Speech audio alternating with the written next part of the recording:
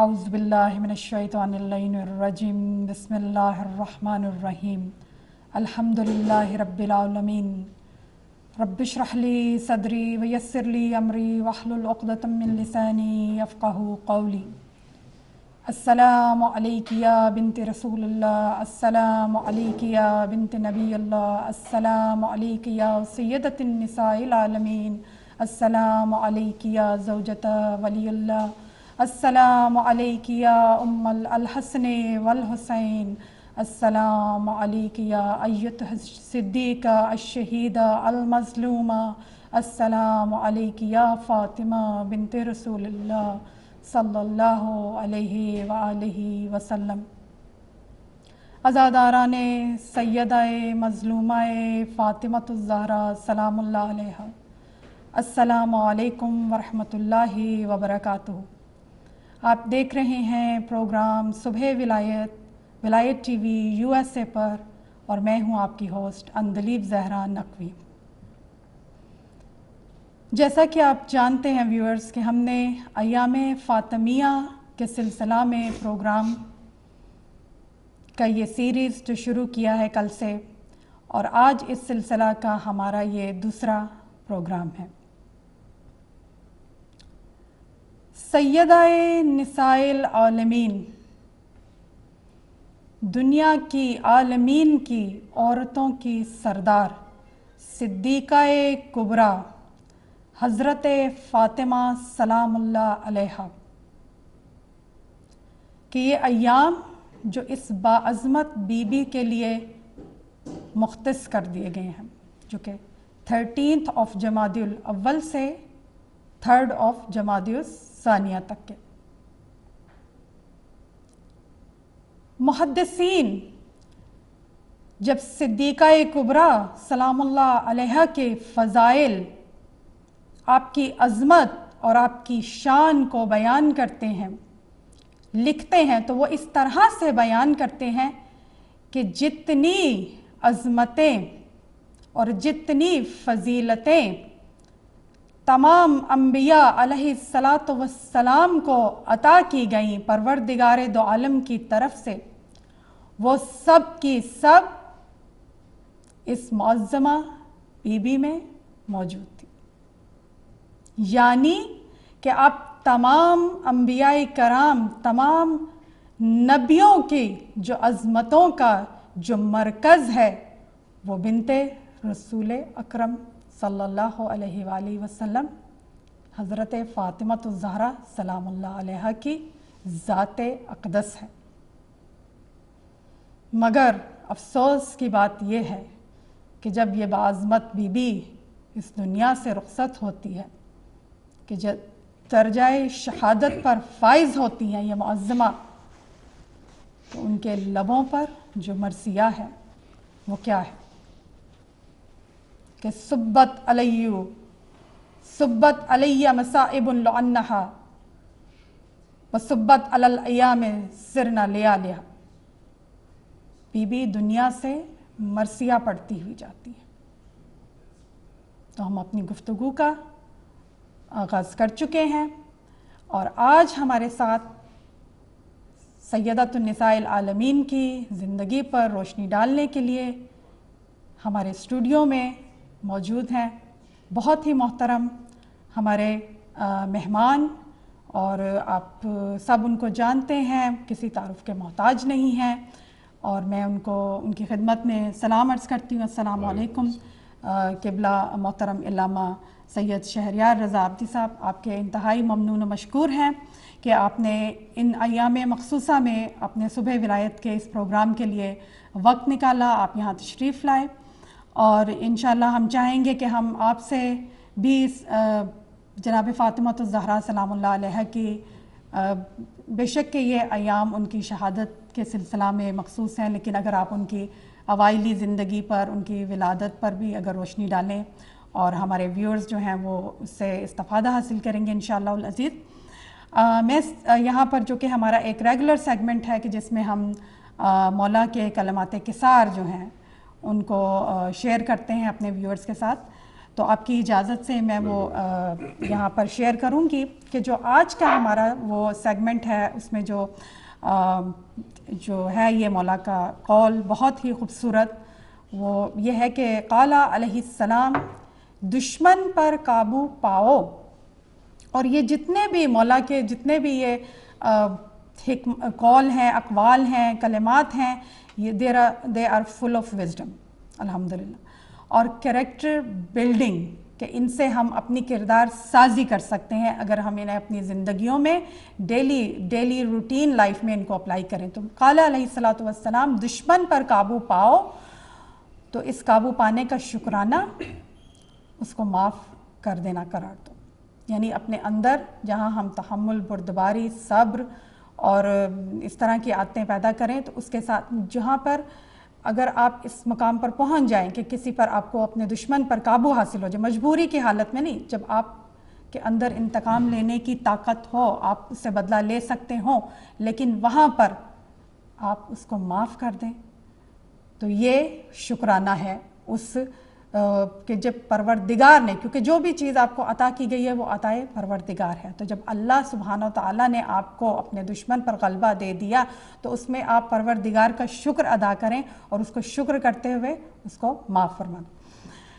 تو میں چاہوں گی کہ علامہ صاحب آپ اس کال پہ بھی مولا کے تھوڑے سے ذرا زیادہ اس کی تشریح کرتے ہوئے تھوڑی سی، اور پھر آج کا جو ہمارا وہ ایام فاطمیہ کے حوالے سے موضوع ہے اس کی طرف اگر آپ تشریف لائیں. بسم اللہ الرحمن الرحیم، الحمدللہ رب العالمین، وصلی اللہ علی محمد وآلہ الطاہرین، ولعنۃ اللہ علی اعدائہم اجمعین الی قیام یوم الدین. اللہم صلی علی محمد وآل محمد. اس قول کے بارے میں ماشاءاللہ آپ نے خود ہی اچھی خاصی توضیح دے دی، خالی ایک توجہ دلانا ضروری ہے، اور وہ یہ کہ یہاں دشمن سے مراد اپنا ذاتی دشمن ہے، ذاتی دشمن. صحیح. کیونکہ اگر یہاں پر دشمن کو بالکل مطلق دشمن سمجھا جائے کہ جیسا بھی دشمن ہو، تو پھر ایک اعتراض ہو سکتا ہے خود معاذ اللہ مولانا امیر المومنین کے اوپر کہ انہوں نے مثال کے طور پہ عمرو بن عبدبت کو یا جو دشمنان اسلام تھے انہیں کیوں مارا. صحیح. تو البتہ جنگ میں بھی ہمارے یہاں شرائط ہیں اور اس کے بھی احکام ہیں، لیکن یہاں پر مراد ہے مولانا امیر المومنین کی عام لائف میں جو ہمارے پرسنل اینیمیز. صحیح. اور یہ ایک ہمیں فرق رکھنا چاہیے کہ جب بھی کہا جاتا ہے کہ اپنے دشمن کو معاف کر دیا جائے تو وہاں پر معاشرے میں دہشت گردی کرنے والے افراد مراد نہیں ہوتے. صحیح. اسلام کے خلاف سازش کرنے والے افراد نہیں ہوتے. صحیح. جو صرف ہم سے تعلق رکھتے ہیں اور ہمارے لیے تھوڑے سے مضر ہیں، اور جب ہمارے دشمن ہیں تو جب کہا جاتا ہے معاف کر دو تو ہم فقط اپنے دشمن کو معاف کر سکتے ہیں. صحیح. اور یہیں سے نتیجہ نکلتا ہے کہ یہاں پر دشمن سے مراد ہے ہمارا پرسنل دشمن، نہ کہ مملکت کا دشمن، نہ کہ لوگوں کا دشمن، انسانیت کا دشمن، اسلام کا دشمن. اسے معاف کرنے کا ہمیں حق نہیں ہے. بے شک. دوسروں کے قاتل کے دشمن کو، دوسروں کے قاتل کو بھی معاف کرنے کا ہمیں حق نہیں ہے. صحیح. پھر اپنے صرف ذاتی جو ہمارے مطلب ڈیلی روٹین میں ہوتی ہیں کہ بہت سی وجوہات ہو سکتی ہیں کہ کسی کے ساتھ آپ کو کوئی دشمنی ہو جائے کسی وجہ سے، کسی نے کچھ کہہ دیا ہے ایسے، تو اس کو معاف کر دینا جو ہے وہ بہتر ہے، وہ شکرانہ ہے وہ پروردگار کے حضور میں کہ اس نے آپ کو معافی مانگی، یا یہ کہ وہ مغلوب ہو چکا ہے اس وقت، اس کی توانائی ختم ہو چکی ہے. اللہ سبحانہ و تعالیٰ نے جو ہمیں طاقت دی ہے وہ اس کی نسبت زیادہ ہے، اور اب ہم اس وقت پاور میں ہیں. تو ایسی صورت میں ایک عام انسان کو جب وہ صرف ہمارا دشمن ہو تو اس کو معاف کرنا بہتر ہے. البتہ پھر اس میں ڈسکشن کیا جا سکتا ہے جو ہمارا دشمن ہو لیکن فرض کریں ہمارے گھر والوں میں سے کسی کا قاتل ہو، تو وہاں پر اللہ سبحانہ و تعالیٰ نے پھر آپشن دیا ہے ہمیں. تو ہر روایت کو یا ہر آیت کو مختلف آیات اور روایات کے ساتھ دیکھا جاتا ہے. بالکل. اب یہاں پر ممکن ہے کوئی کہے کہ صحیح ہے، پھر جب اپنے بیٹے کا کوئی قاتل ہے تو کیا کریں؟ تو وہاں تو اللہ سبحانہ و تعالیٰ نے یہ نہیں حکم دیا کہ معاف کر دیں.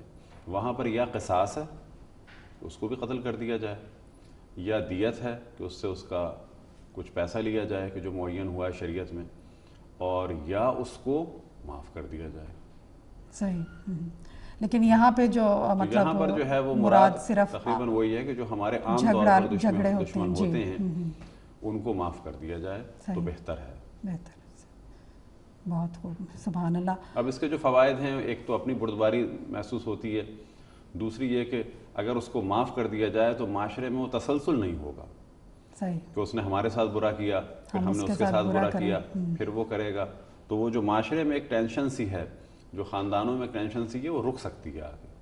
اور یہ دیکھا جاتا ہے اکثر، مطلب جیسے آپ بیک ہوم اگر پاکستان کی اگر بات کریں تو دیہی علاقوں میں اس طرح کے وہ چلتے آتے ہیں، پھر سال ہر سال، اور وہ نسلوں کے بعد نسلوں میں وہ سلسلہ جاری تھا. عربوں میں بہت زیادہ تھا، عربوں میں تو ظاہر ہے ابھی بھی جتنے بھی ٹرائبز ہیں ان میں بہت زیادہ ہے، قبائلی علاقوں میں. جی سبحان اللہ، جزاک اللہ منان صاحب. تو اب میں چاہوں گی کہ اگر آپ جو ہمارا آج کا ٹاپک ہے ایام فاطمیہ کے حوالے سے تھوڑا سا بی بی کی ولادت کے اوپر بھی اگر آپ، جیسے کہ ابھی میں نے اپنے ویورز کے ساتھ شیئر کیا کہ جناب سیدہ سلام اللہ علیہا کی جو ذات اقدس ہے کہ ان میں تمام انبیاء کی جو خصوصیات ہیں، جو فضیلتیں ہیں، ان کا وہ مرکز ہے. اگر آپ اس سے اگر بات شروع کریں تو یہاں سے سب سے پہلے مرحلے میں تو مثال دی جا سکتی ہے سورہ کوثر کی، جی، کہ ایک جانب رسول اللہ صلی اللہ علیہ وسلم کی فضیلت کو ذہن میں رکھیں کہ وہ اشرف الانبیاء ہیں، اور ارشاد خداوند تبارک و تعالیٰ ہے وَمَا أَرْسَلْنَاكَ إِلَّا رَحْمَةً لِلْعَالَمِينَ،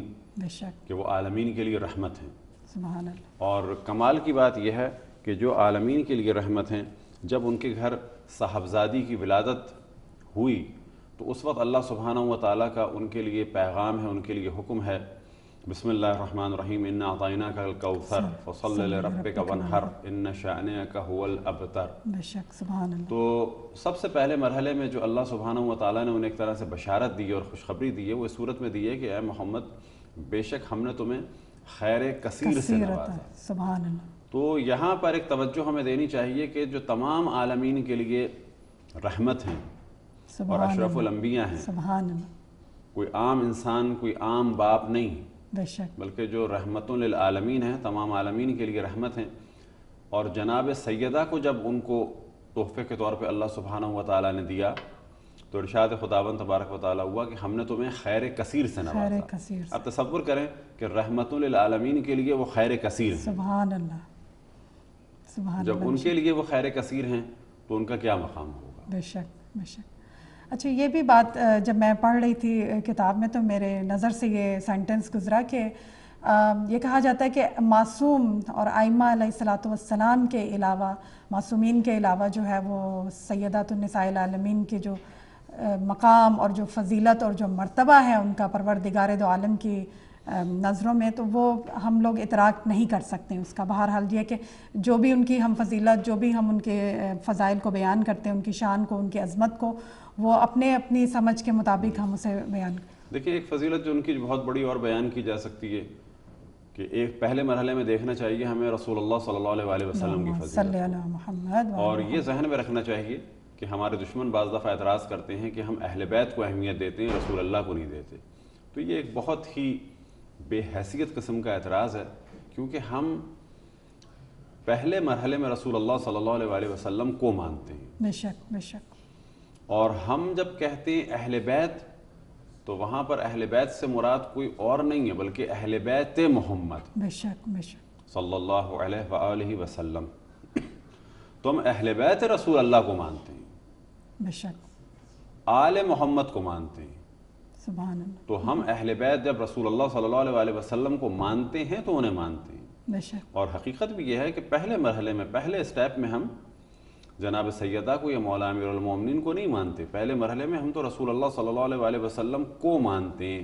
بے شک. نبی اور اشرف الانبیاء، خاتم الانبیاء اور ان کی فضیلت کے قائل ہیں. سبحان اللہ. انہوں نے ہمیں حکم دیا اور ان کے ذریعے سے ہمیں اللہ سبحانہ و تعالیٰ کا حکم ملا.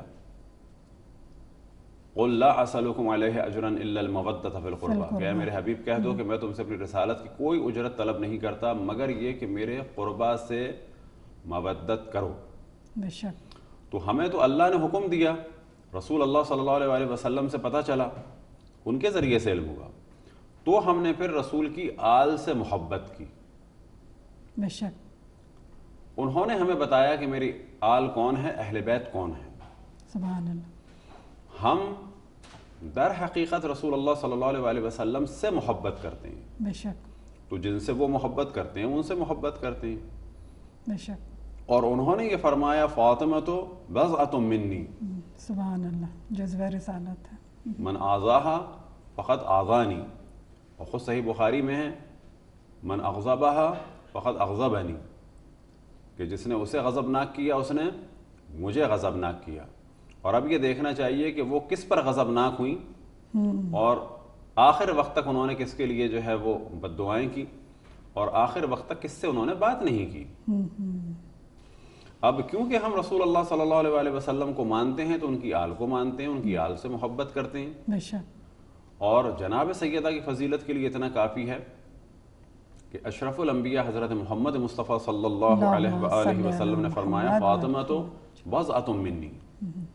اگر خالی یہ ہوتا فاطمہ تو بضعۃ منی تو ممکن ہے کہ کوئی کہہ دیتا کہ یہ تو ایک بیٹی کے عنوان سے کہہ دیا۔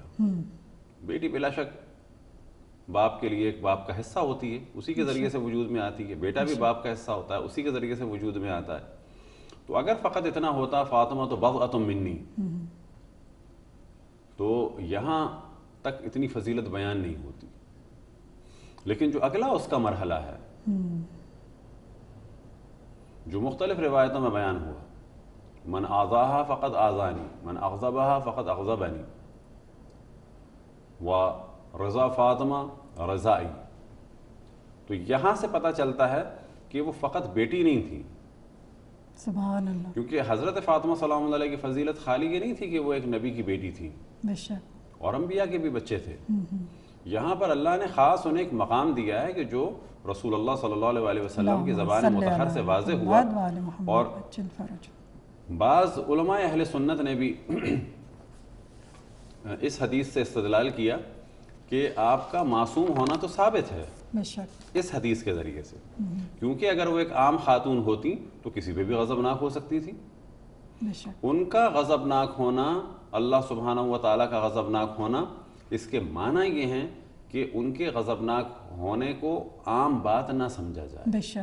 ان کا غضبناک ہونا اللہ کا غضبناک ہونا ہے، ان کا راضی ہونا اللہ کا راضی ہونا ہے، اور وجہ کیا ہے کہ وہ رسول اللہ صلی اللہ علیہ وآلہ وسلم کا ٹکڑا ہے۔ عام طور پہ ہمارے ترجمہ کیا جاتا ہے جگر کا ٹکڑا،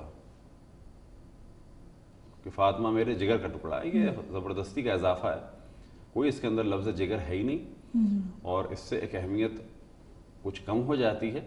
اصل روایت ہے کہ فاطمہ میرا ٹکڑا ہے، اس سے زیادہ فضیلت بیان ہوتی ہے، اور جب ان کا ٹکڑا ہے تو اس کا مطلب ہے کہ ان کا مقام بہت زیادہ ہے، اور ان کے علاوہ کوئی بھی ٹکڑا یا کوئی بھی ایسا فرد کہ جس کا اتنا مقام ہو نہیں ہے۔ بے شک بے شک، سبحان اللہ۔ اور پھر وہی جیسے کہ آپ نے کہا کہ وہ جو پوری حدیث ہے اس میں ترجمہ اس کا جس طرح سے بنتا ہے کہ اللہ جس نے فاطمہ کو ناراض کیا اس نے اللہ کو اور اللہ کے رسول کو ناراض کیا، تو واقعتاً وہ یہی ہے کہ ان کا غضبناک ہونا جو تھا وہ بھی مطلب کہ اس کے مطابق ہی تھا کہ اس میں جو اللہ کی ناراضگی ہے اور جو رسول خدا کی ناراضگی ہے اس میں شامل ہے جناب سیدہ کی ناراضگی میں، بالکل۔ اور دوسرا میں چاہوں گی کہ اگر ہم مطلب شہادت سے پہلے اگر آپ وہ ان جناب رسول خدا کی جب وفات ہوتی ہے، یا اس کو ہم شہادت کہہ سکتے ہیں، جب ان کے گزرنے کے بعد جو ایام ہیں اور جن میں کہ مطلب مدینہ کے اس وقت جو حالات ہو جاتے ہیں کہ کہا جاتا ہے کہ جناب سیدہ جو ہیں وہ جاتی ہیں اور لوگوں کو بلاتی ہیں کہ آئیں اور آ کے ابو الحسن کی، علی ابن ابی طالب کی جو ہے کہ مدد بھی فرمائیں، تو مطلب کیا اس وقت وہ مدینہ کے جو لوگ تھے کیا وجہ تھی کہ وہ ایک دم سے اتنے خوفزدہ ہو گئے اور وہ کوئی بھی آگے نہیں آیا؟ کیونکہ ہم کوفہ کے بارے میں تو بہت کہتے ہیں نا کہ کوفیوں نے امام حسین علیہ السلام کا ساتھ نہیں دیا، خط لکھ کے بلایا مہمان اور لیکن پھر بھی ان کا ساتھ نہیں دیا، لیکن مدینہ میں بھی تو حالات اس وقت کچھ اسی طرح کے نظر آتے ہیں بعد از وفات رسول خدا صلی اللہ علیہ وسلم۔ اس سے پہلے ایک واقعہ سنا دیں جو واقعہ کم ہے لطیفہ زیادہ ہے، جی، کہ یہیں امریکہ میں ایک نیو کانورٹس میں سے، افریقن امریکن میں سے ایک شخص اپنے جس مسجد میں وہ جاتا تھا وہاں کے عالم کے پاس گیا، اور وہ وہابی تھا، اور بہت ہی معصومیت سے اس نے سوال کیا کہ آپ نے ہمیشہ جو ہے وہ آپ نے بعض دفعہ ذکر کیا ہے کہ پروفٹ محمد کی ایک بیٹی بھی تھی، تو آپ نے کبھی ان کی تو کوئی روایت نہیں بیان کی، ان کے بارے میں تو کبھی آپ ڈسکس ہی نہیں کرتے۔ جبکہ آپ جو ہے حضرت عائشہ کی بہت روایتیں بیان کرتے ہیں. تو اس وہابی مولوی کو ایک دم سے غصہ آیا, اور یہ سب ساری دنیا جانتی ہے, اب اللہ کا شکر ہے سب پہچان رہے ہیں کہ وہابیت کیا ہے. صحیح. اور خود وہابی اس بات کو مانتے ہیں کہ ان کے جو لوگ بھی علم حاصل کرتے ہیں تھوڑا سا بھی, عجیب ان میں کیفیت ہو جاتی ہے, جلال کی سی کیفیت, لڑنے جھگڑنے کی کیفیت. اس کے معنی ہے کہ وہ رحمت للعالمین سے بہت دور ہے, رحمت کا جلوہ ان میں نظر نہیں آتا. بے شک. اچھا, یہ ایک بہت ہی پہلے اس موضوع کو بیان کر دیں کہ جو جس سے ریلیٹڈ ہوتا ہے خود بخود اس کے اثرات اس پہ ظاہر ہوتے ہیں. سبحان اللہ, سبحان اللہ. اب ظاہر ہے جس سے کوئی ریلیٹڈ ہو اور وہ شخصیت ہی نیگیٹو ہو تو اس کے اثرات بالکل ظاہر ہوں گے, اور وہ شخصیت کے جس میں بہت خصوصیات ہوں تو اس کا ماننے والا جیسا بھی ہو کچھ نہ کچھ اس میں پازیٹیو چیزیں نظر آئیں گی. سبحان اللہ. اب ممکن ہے کوئی کہے کہ یہ وہابی تو رسول اللہ صلی اللہ علیہ وسلم سے قریب ہے نا, ایسا نہیں ہے. رسول اللہ صلی اللہ علیہ وسلم سے جو لوگ قریب ہیں وہ یاد رکھیں وہ ہیں کہ جنہیں کہا جاتا ہے صحیح معنی میں اہل بیت کے ماننے والے. بے شک. کیونکہ ہم نے توجہ دلائی کہ اہل بیت کو جو ہم مانتے ہیں وہ رسول اللہ صلی اللہ علیہ وسلم کی وجہ سے مانتے ہیں. بے شک, بے شک. یہ خود ایک الگ ٹاپک ہے کہ آج بڑا لوگ دعویٰ کرتے ہیں, توہین صحابہ کا موضوع اٹھاتے ہیں, لیکن یہ اچھا نہیں لگتا ان لوگوں سے یہ والی باتیں سننا کہ جن کی کتابیں توہین رسالت سے بھری پڑی ہیں. انفارچونیٹلی. ہاں, صحیح. اس وقت جو فلم امریکہ میں بنائی تھی ایک نے, البتہ وہ فلم جو ہے وہ ظاہر ہالی ووڈ میں تو نہیں بنی تھی, وہ تو گھر میں کسی ایک چھوٹے سے اسٹوڈیو میں کروما پہ بنی ہے. یا جو کتابیں بعض لوگوں نے لکھی ہیں رسول اللہ صلی اللہ علیہ وسلم کے خلاف, خدا کا لاکھ لاکھ شکر ہے کہ بخاری اور مسلم کو بھی لوگوں نے ترجمہ نہیں کیا ہے. دنیا کی ہر وہ کتاب جو رسول اللہ صلی اللہ علیہ وسلم کے خلاف یا فلم بنی ہو, ان ہر کتاب سے خطرناک اور ہر فلم سے خطرناک صحیح بخاری, صحیح مسلم یا سیاہ ستہ کی وہ روایتیں جو رسول اللہ صلی اللہ علیہ وسلم کی اور اسلام کی کمر کو توڑ رہی ہیں. استغفر اللہ. تو یہ جو لوگ دعویٰ کرتے ہیں رسول اللہ کی قربت کا, محبت کا, یہ صحیح نہیں ہے دعویٰ, کیونکہ جس شخصیت کو وہ اپنی کتابوں میں مان رہے ہیں, جن کا ذکر کر رہے ہیں, وہ تو ایک عجیب و غریب شخصیت بنا دی آپ کی. فضائل رسول اللہ اگر دیکھنے ہیں تو وہ ملیں گے اہل بیت کے ذریعے سے. بے شک, بے شک. گو کہ ہمارے یہاں دیگر مکاتب میں رسول اللہ صلی اللہ علیہ وسلم سے محبت کرنے والے لوگ ہیں. مثال کے طور پر ہمارے بریلوی حضرات ہیں جو رسول اللہ صلی اللہ علیہ وسلم سے محبت کرتے ہیں. وہابی نہیں کرتے محبت, اس میں شک نہیں ہے. وہابیوں کا آئیڈیل جو ہیں وہ بعض اور افراد ہیں, خصوصاً بنو امیہ. تو جن افراد سے وہ بہت زیادہ ریلیٹڈ ہیں, ان کا غصہ, ان کی لڑائی, ان کے جھگڑے, فوراً غصے میں آ جانا, رسول اللہ کے سامنے غصے میں آ جانا, لوگوں پہ ہاتھ چھوڑ دینا, عورتوں کو مارنا, وہ ان افراد سے ریلیٹڈ ہیں. لہٰذا وہابیوں میں وہ جلوہ نظر آتا ہے. اسی طرح ہم اگر دیکھ لیں بریلوی حضرات, وہ رسول اللہ صلی اللہ علیہ وسلم کا بالآخر ذکر کرتے ہیں, ان میں ایک نرمی نظر آتی ہے. لیکن یہ ذہن میں رہے, جو فضائل بریلوی حضرات بیان کرتے ہیں رسول اللہ صلی اللہ علیہ وسلم کے, وہ فضائل ہیں جو شیعوں والے فضائل ہیں. سبحان اللہ. جو اہل بیت نے بیان کی ہیں. آج ان سے کہا جائے کہ وہ روایتیں بیان کرو جو سیاہ ستہ میں ہیں, تو رسول اللہ کی فضیلت تھوڑی بیان ہوگی وہاں تو وہ گندی گندی چیزیں بیان ہوں گی. کوئی آدمی اپنے باپ کے لیے نہیں بیان کر سکتا کہ جو اس میں ہے. تو ہم در حقیقت سب سے زیادہ ہمیں کھل کے بات کرنی چاہیے, صحیح معنی میں رسول اللہ کے ماننے والے تو ہم ہیں. بے شک, بے شک. تو نتیجہ کیا ہے کہ عام طور پر اس وقت کچھ دن پہلے مصری ٹی وی میں بھی دیکھ رہے تھے, جو خاتون تھی وہ ذکر کر رہی تھی کہ شیعہ علماء بہت ہی حلیم ہیں, بہت سافٹ ہوتے ہیں, اور یہ سلفیوں میں کیوں اتنی شدت ہے. وجہ یہ ہے کہ سلفی بنو امیہ سے اور دشمنان اہل بیت کے ماننے والے ہیں, اور ہم لوگ جو ہیں وہ رسول اللہ صلی اللہ علیہ وسلم اور اہل بیت علیہ السلام کے ماننے والے ہیں. تو اسی وجہ سے فرق نظر آتا ہے. اور اگر ہم تھوڑا سا بھی تاریخ کا مطالعہ کریں اور آج کل کے جو حالات ہیں, اسپیشلی اگر کرنٹ افیئرس کو بھی ہم سامنے رکھیں, اس وقت جو اسپیشلی سیریا میں, عراق میں اور دیگر جگہوں پر جو کچھ ہو رہا ہے وہاں پر, اور وہاں پہ صاف آپ کو نظر آ رہا ہے کہ یہ سب کچھ کربلا میں ہو چکا ہوا ہے. سب کچھ جو کچھ ہو رہا ہے نا آل محمد کے ساتھ ہو چکا ہے, یہ سب کچھ پہلے ہو چکا ہے. بے شک. اور اسی ابو بکر کو, یہ جو ابو بکر بغدادی ہے, اور یہ جو عمر ہے, ملا عمر افغانستان کا, یہ لوگ، ان لوگوں نے کوئی نیا کام نہیں کیا ہے، سب کچھ یہ سارے وہ کام ہیں جو ان کے آباء و اجداد اور بڑے کر چکے ہیں. اور آج دنیا کو یہ سمجھنا چاہیے، اس بات کو ہم بہت کھل کے کہتے ہیں کہ عراق میں اگر 50 لاکھ شیعہ قتل کر دیے جاتے، آغا سیستانی کو پھانسی دے دی جاتی، جیسے کہ ان لوگوں نے کہا تھا کہ ہم سیستانی کو آ کے ماریں گے، اور عراق میں یہ قابض ہو جاتے، تو آپ یاد رکھیں کہ اس ابو بکر کی ایک بہت بڑی تعداد مسلمانوں میں سے بیعت کرتی، اس کو خلیفہ مانتے، اور 1000 سال کے بعد اس کا وہی احترام ہوتا جو بعض اور لوگوں کا ہوا. استغفر اللہ. آج تو یہ اتنے بدنام ہو گئے، اتنے کھل کے آ گئے سامنے، اور آیت اللہ العظمیٰ سیستانی کے فتوے کے بعد ہی ٹک نہیں سکے. پوری یورپ اور امریکہ اور دنیا کہہ رہی ہے اس وقت عراق کو بچا لیا آغا سیستانی کے فتوے نے. بے شک. اور اس کے بعد اور جگہ سے مومنین آئے، ایران سے آئے، لبنان سے آئے. تو اس وجہ سے اللہ کا شکر ہے اس وقت یہ بالکل ذلت میں چلے گئے. بے شک. ابھی کل ہی ابو بکر نے جو ہے وہ نیا شوشہ چھوڑا ہے کہ مجھے پیچھے ہٹنے کے لیے رسول اللہ صلی اللہ علیہ وسلم نے خواب میں کہا ہے. اچھا، ہمارا نمبر ایکچولی اناؤنس ہو گیا وہ تو ہم نے. السلام علیکم ورحمۃ اللہ وبرکاتہ. وعلیکم السلام. سسٹر، ہمیں ایک مولانا صاحب سے ایک فقہی سوال پوچھنا تھا. جی جی، آپ اپنا نام بتائیں گے، آپ کہاں سے کال کریں؟ میرا نام ریحانہ ہے، میں امریکہ سے بول رہی ہوں. اچھا جی، اوہایو. جی تو آپ کا کیا کویسچن ہے سسٹر ریحانہ؟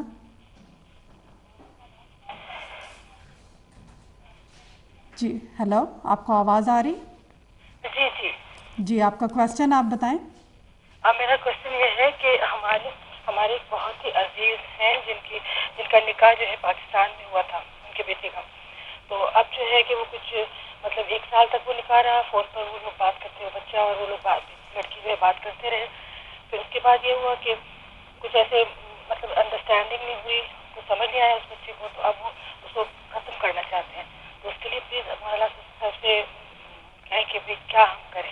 اتنے دور سے مطلب رجسٹری وغیرہ کچھ نہیں ہوئی، صرف مولانا جو نکاح خواہ ہوتے ان کے ساتھ ہی نکاح ہوا، مطلب ان کے موجودگی میں. تو اب ہم لوگ کیا کریں، مطلب نکاح ختم کرنے کے لیے ہمیں کیا کرنا ہوگا، پلیز بتائیں. نوازش ہوں. جی سمجھ. اچھا چلیں، ابھی آپ کو ہم بتا دیتے ہیں، آپ ٹی وی سے سن لیں جواب. اچھا، شکریہ، جزاک اللہ.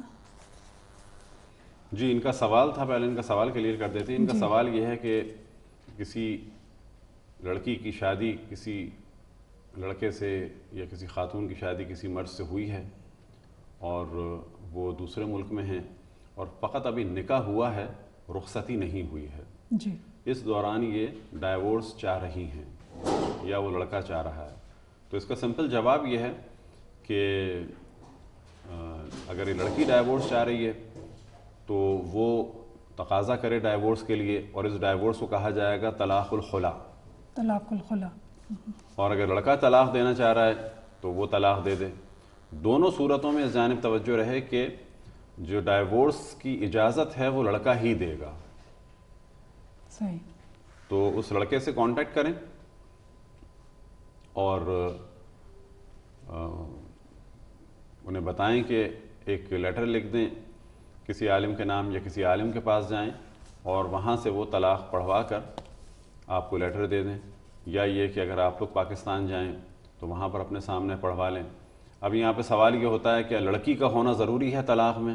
لڑکی کا ہونا طلاق میں ضروری نہیں ہے، اور نہ لڑکے کا طلاق میں ہونا ضروری ہے. طلاق جس وقت پڑھی جا رہی ہو، یعنی جب صیغے جاری کیے جا رہے ہوں، بلکہ لڑکے کی جانب سے کسی کو وکیل، یعنی وہ اپنا کسی کو ریپرزنٹیٹیو بنائے گا کہ آپ میری جانب سے طلاق کے صیغے پڑھ دیں. صحیح. شرط اس میں یہ ہوگی جس وقت طلاق کے صیغے پڑھے جائیں اس وقت جس خاتون کی طلاق ہو رہی ہو وہ طہارت کے عالم میں ہو. طہارت کے عالم سے مراد یہ نہیں کہ وضو کی ہوئی ہو یا غسل کیا ہوا ہو. طہارت سے مراد یہ کہ جو خواتین کے چند دن ہوتے ہیں نجاست کے ان میں نہ ہو. بے شک. اور وہ خواتین کو پتہ ہوتے ہیں تو وہ خاتون احتیاطاً 1 دن پہلے کا 1-2 دن بعد کا جو ہے وہ ڈیٹ بتا دیں تاکہ جب صیغے پڑھے جائیں طلاق کے تو ان دنوں میں نہ پڑھے جائیں. جزاک اللہ. امید ہے سسٹر ریحانہ اور کورٹ کی طلاق جو ہے وہ صحیح نہیں ہے، باقاعدہ اس میں صیغے پڑھے جائیں گے شرائط کے ساتھ، 2 عادل گواہ ہوں گے، اور 2 عادل گواہ سے مراد یہ ہے کہ 2 عادل مرد، نہ یہ کہ فقط دادا یا چچا یا پھپھا، بلکہ 2 عادل مرد، اور 2 عادل مرد سے مراد یہ کہ جو اپنے واجبات پر عمل کرتے ہوں، حرام سے بچتے ہوں، ان کی موجودگی میں یہ طلاق کے صیغے پڑھے جائیں گے۔ جزاک اللہ مولانا صاحب۔ امید ہے سسٹر ریحانہ کہ آپ کو جواب مل گیا ہوگا، اور انشاءاللہ یہ ہے کہ جو بھی آپ کا مسئلہ ہے وہ حل ہو جائے گا۔ جی، تو ہم گفتگو کر رہے تھے، عراق تک پہنچ گئی تھی ہماری گفتگو جو کرنٹ افیئرس کے حوالے سے۔ تو اصل جو ہم قصہ بتا رہے تھے وہ ظاہراً انڈیانا کا ہے کہ ایک افریقن امریکن لڑکا کہ جو مسلمان تھا لیکن وہ وہابی ہوا تھا، تو اس نے سوال کیا وہابی عالم سے، دوبارہ ہم عراق کے اوپر آئیں گے، تو اس نے سوال کیا وہابی عالم سے کہ آپ نے ایک دفعہ ذکر کیا تھا یا یہ کہ مجھے پتہ ہے کہ رسول اللہ صلی اللہ علیہ وسلم کی ایک صاحبزادی بھی تھی،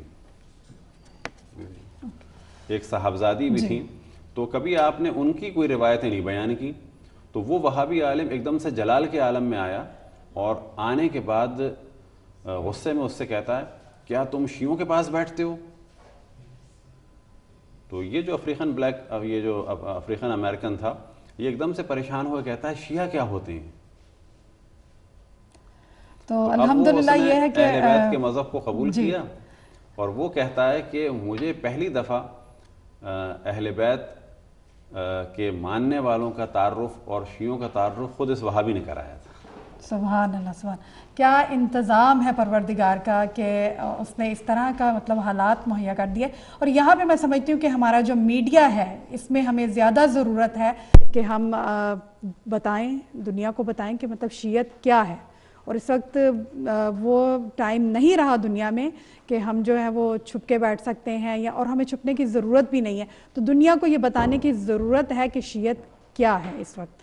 تو بہرحال یہ کہ جزاک اللہ مولانا صاحب، بہت خوبصورت طرف آپ نے جو ہے وہ پوائنٹ آؤٹ کیا ہے جو مسئلہ ہے کہ دیکھیں وہ خود بخود تعارف جو ہے وہ ہو گیا وہاں پر ایک کویسچن کرنے کی وجہ سے کہ بھی آپ نے، تو میں سمجھتی ہوں کہ جو سیدہ کی جو ذات ہے، آپ کی جو مظلومیت ہے، یہ ایک بہت بڑا کویسچن مارک ہے ہسٹری میں بھی، اور قیامت تک جو بھی آئے گا اور جو بھی تھوڑی سی ہسٹری کو پڑھے گا دیکھے گا وہ ضرور یہ سوال اٹھائے گا کہ رسول خدا صلی اللہ علیہ وسلم کی جو بیٹی تھی، اور ظاہر ہے کہ ان کے بارے میں کیوں نہیں بتایا جاتا، کیوں نہیں زیادہ سے زیادہ ان کے بارے میں روایات ہمیں ملتی ہیں، اور پھر جب خود وہ اس میں تحقیق کریں گے تو جس طرح سے یہ انڈیانا کا آپ نے یہ واقعہ بتایا، وہاں پر وہ مطلب خود بخود ان کو پتہ چل جائے گا کہ اصل سچویشن کیا ہے۔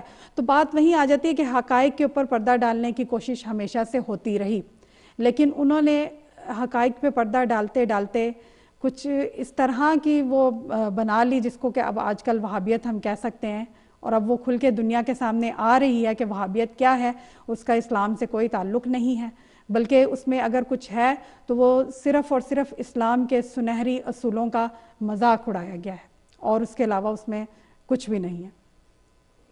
خصوصاً خاندان آل سعود جو ہے، اچھا ہے مختلف موضوعات بھی ڈسکس ہوتے رہے، خود وہ لوگ ان لوگوں کے بارے میں جو کتابیں ہیں، اور بعض دفعہ ان کے خود لوگوں نے مانا ہے کہ ہمارا جو تعلق ہے وہ بنی قینقاع کے جو یہود ہیں، ہمارے آباء و اجداد کا تعلق ان سے ہے۔ اور آج یہ نظر آتا ہے کہ یہ لوگ ہر وہ کام کر رہے ہیں جس سے اسلام بدنام ہو، اور ہر طرح سے کوشش کر رہے ہیں کہ جتنے بھی آثار اسلامی ہیں جو رسول اللہ صلی اللہ علیہ وسلم سے منسوب ہیں ان کو محو کر رہے ہیں۔ حتیٰ ابھی 6 مہینے تقریباً 1 سال پہلے جو آپ کا گھر تھا، یعنی رسول اللہ صلی اللہ علیہ وسلم کا گھر تھا، اس کو مسمار کیا۔ لیکن آپ کو بہت زیادہ تعجب ہوگا وہ آثار حجاز کے یا سعودی عرب کے کہ جو یہودیوں سے ریلیٹڈ ہیں ان کو پریزرو کر رہے ہیں، وہ بھی تک جی باقاعدہ ان کے گرد باڑیں لگائی ہوئی ہیں، ان کی حفاظت کرتے ہیں۔ اسرائیلی لوگ جاتے ہیں وہاں پر وزٹ کرتے ہیں، یہودی دنیا بھر سے جاتے ہیں اس کو وزٹ کرتے ہیں۔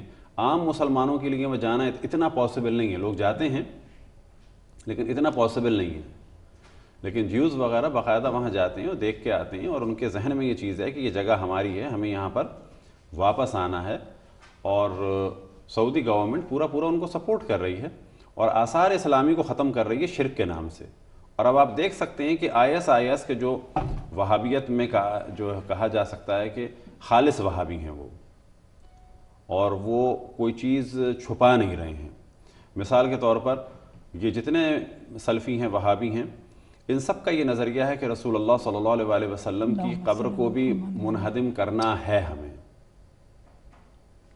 اور واضح کہتے ہیں کہ اس پہ جو گنبد باقی ہے اس کا باقی چھوڑنا بھی حرام ہے اور اس کا گرانا واجب ہے. حتیٰ یوٹیوب میں اگر آپ دیکھیں تو ایک دو انڈین اور ایک عرب مولوی کی بھی گفتگو ہے کہ اس گنبد کو بھی گرانا واجب ہے. ایک فتنے کے خوف کی وجہ سے نہیں گرایا، جب امکان ہوگا اسے بھی گرائیں گے. لیکن یہ سیکنڈ لاسٹ اسٹیپ ہے ان کا، قبر رسول اللہ صلی اللہ علیہ وسلم اور گنبد رسول اللہ صلی اللہ علیہ وسلم. جو ان کا مین ٹارگیٹ ہے وہ IS نے کلیئر کر دیا ہے کہ خانہ کعبہ بھی شرک کی علامت ہے. استغفر اللہ. اور یہ زمانے جاہلیت کے لوگوں نے بنایا تھا. استغفر اللہ. اور یہ ایک بت کدہ تھا، اور اس کا حضرت ابراہیم سے کوئی تعلق نہیں ہے. حتیٰ بعض نے یہاں تک کہہ دیا ہے، اور اسے گرانا چاہیے، یہ شرک کی علامت ہے. تو وہابیت یہ ہے. وہابیت تو پھر یزیدیت ہوگی نا، کیونکہ یزید نے بھی یہی کہا تھا کہ کوئی وحی نہیں آئی تھی، یہ تو بنو ہاشم کا. اصل میں رسول اللہ صلی اللہ علیہ وسلم کے نہیں ہیں، یہ بنو امیہ کے ماننے والے، اور بعض افراد کے، کہ ہم ان کے نام نہیں لیتے، کہ بعض افراد جو صحابہ کے نام سے مشہور ہیں، بعض ان سے یہ زیادہ ریلیٹڈ ہیں. ہم ہمیشہ توجہ دلاتے ہیں کہ یہ جو جملہ کہا جاتا ہے، بہت ساری غلط فہمیاں ہیں پبلک میں، یاد رکھیں. معصوم مسلمانوں میں بہت ساری غلط فہمیاں ہیں. البتہ جتنے بھی سنی ہیں مسلمان ہیں، جتنے بھی دیوبندی ہیں مسلمان ہیں، اور اسی طرح سے بوہری ہیں، آغاخانی ہیں، دروز ہیں، علوی ہیں، عبازی ہیں. عبازی ایک فرقہ ہے کہ جو سلطان قابوس بھی جس پہ چلتے ہیں. یہ لوگ سنی نہیں ہیں، شیعہ بھی نہیں ہیں، عبازی ہیں. یہ سب مسلمان ہیں، اور ایک بڑی تعداد ایسی ہے کہ جو بہت سارے حقائق سے آشنا نہیں ہے، اور ان کو حقائق بتانے چاہیے، ان تک حقائق پہنچنے چاہیے. انہی میں سے مثال کے طور پر ایک بہت بڑی غلط فہمی جو اس وقت پبلک میں ہے، پبلک میں کیا اصل علماء نے پھیلائی ہے غلط فہمی، کہ قرآن کو مرتب کیا حضرت عثمان نے. یہ دو جملوں میں یہ اعتراض بالکل کلیئر ہو جاتا ہے. وہ فضیلتیں سوروں کی کہ جو رسول اللہ صلی اللہ علیہ وسلم نے بیان فرمائی تھیں، فرض کریں سورہ فاتحہ کا ثواب یا فضیلت، یا اور دیگر سوروں کی فضیلت، یہ فضیلت والی روایتیں اس بات پر دلالت کرتی ہیں کہ یہ قرآن ایسے ہی تھا موجود پہلے بھی. اگر یہ قرآن اس ترتیب سے نہیں تھا، یہ سوروں کی یہ ترتیب نہیں تھی، تو سورتوں کی فضیلتیں کیسے بیان کر دی رسول اللہ صلی اللہ علیہ وسلم نے؟ بے شک. دوسری چیز یہ کہ جب یہ کہا جاتا ہے کہ بعد رسول اللہ صلی اللہ علیہ وآلہ وسلم اور خود آپ کی زندگی میں اتنے بڑے بڑے اصحاب باز تھے کہ جو حافظ قرآن تھے، تو وہ کس قرآن کے حافظ تھے؟ بالآخر قرآن تھا، اس کے حافظ تھے. تو یہ حضرت عثمان کے اوپر یہ کہاں سے فضیلت لائی جا رہی ہے ان کے لیے؟ یہ اس وجہ سے لائی جا رہی ہے کہ بالآخر ایک شخصیت، ایک احترام دینا. لیکن یہ بھول جاتے ہیں کہ جب ان کو یہ فضیلت دے رہے ہیں تو رسول اللہ صلی اللہ علیہ وسلم کی توہین کر رہے ہیں، کہ جو اللہ کا پیغام تھا ان کو نہیں فکر تھی جمع کرنے کی. تعریف کی حد و حدود ہوتی ہیں. بے شک. آپ ایسی تعریف کریں کہ جس کے بعد خود رسول اللہ صلی اللہ علیہ وسلم کی توہین ہو رہی ہے. یہ حضرت عثمان کی تو تعریف آپ نے کر دی، تو رسول اللہ صلی اللہ علیہ وسلم کی توہین بھی تو کر دی. اب کوئی پلٹ کے کیا کہ حضرت علی جو ہے وہ کون سا قرآن جمع کر رہے تھے؟ حضرت علی علیہ السلام قرآن کی آیتوں کی ترتیب بیان کر رہے تھے، صحیح، اور اس کی شان نزول بیان کر رہے تھے. نہ اس قرآن سے زیادہ تھا وہ، نہ اس قرآن سے کم تھا. بے شک. اب سوال آتا ہے قرأت قرآن کا. تو قرأت قرآن کے بارے میں یاد رکھیں جو مختلف قرآن قرآن پڑھا ہے. اول یہ جو قرآن ہے یہ مولا امیر المومنین کے پاس اس قرأت کو پیش کیا گیا تھا. اس قرآن کی سند ہے جناب حفص سے، اور انہوں نے لی عاصم سے، عاصم نے عبد الرحمن سلمی سے، اور انہوں نے لی مولا امیر المومنین علیہ الصلوۃ والسلام سے. اور اس وقت کے جو مشہور ترین قاریوں میں سے 7 ہیں، 4 شیعہ تھے. اور یہ اس وقت موجودہ قرآن جو تمام مسلمانوں کے پاس ہے یہ جناب عاصم کے ذریعے سے ہے اور عبد الرحمن سلمی کے ذریعے سے ہے جو شیعہ تھے. سبحان اللہ. آج اگر کہا جائے کہ شیعوں کی سند صحیح نہیں ہے یا روایتوں کو رد کیا جائے کیونکہ اس روایت میں شیعہ آ گیا، تو یہ جو قرآن کی اس وقت سند ہے یہ تو قرآن کی سند ہی شیعوں پہ چل رہی ہے. تو بہت ساری چیزیں پبلک میں غلط پھیلا دی گئی ہیں. پھر وہ ظاہر ہے کہ وہ اس کے اوپر پھر اتنی گفتگو بھی نہیں ہوتی تو وہ پھر اس لیے. لیکن اس کا واضح سا ثواب ہے. حضرت عثمان نے قرآن جمع کیا، ٹھیک ہے.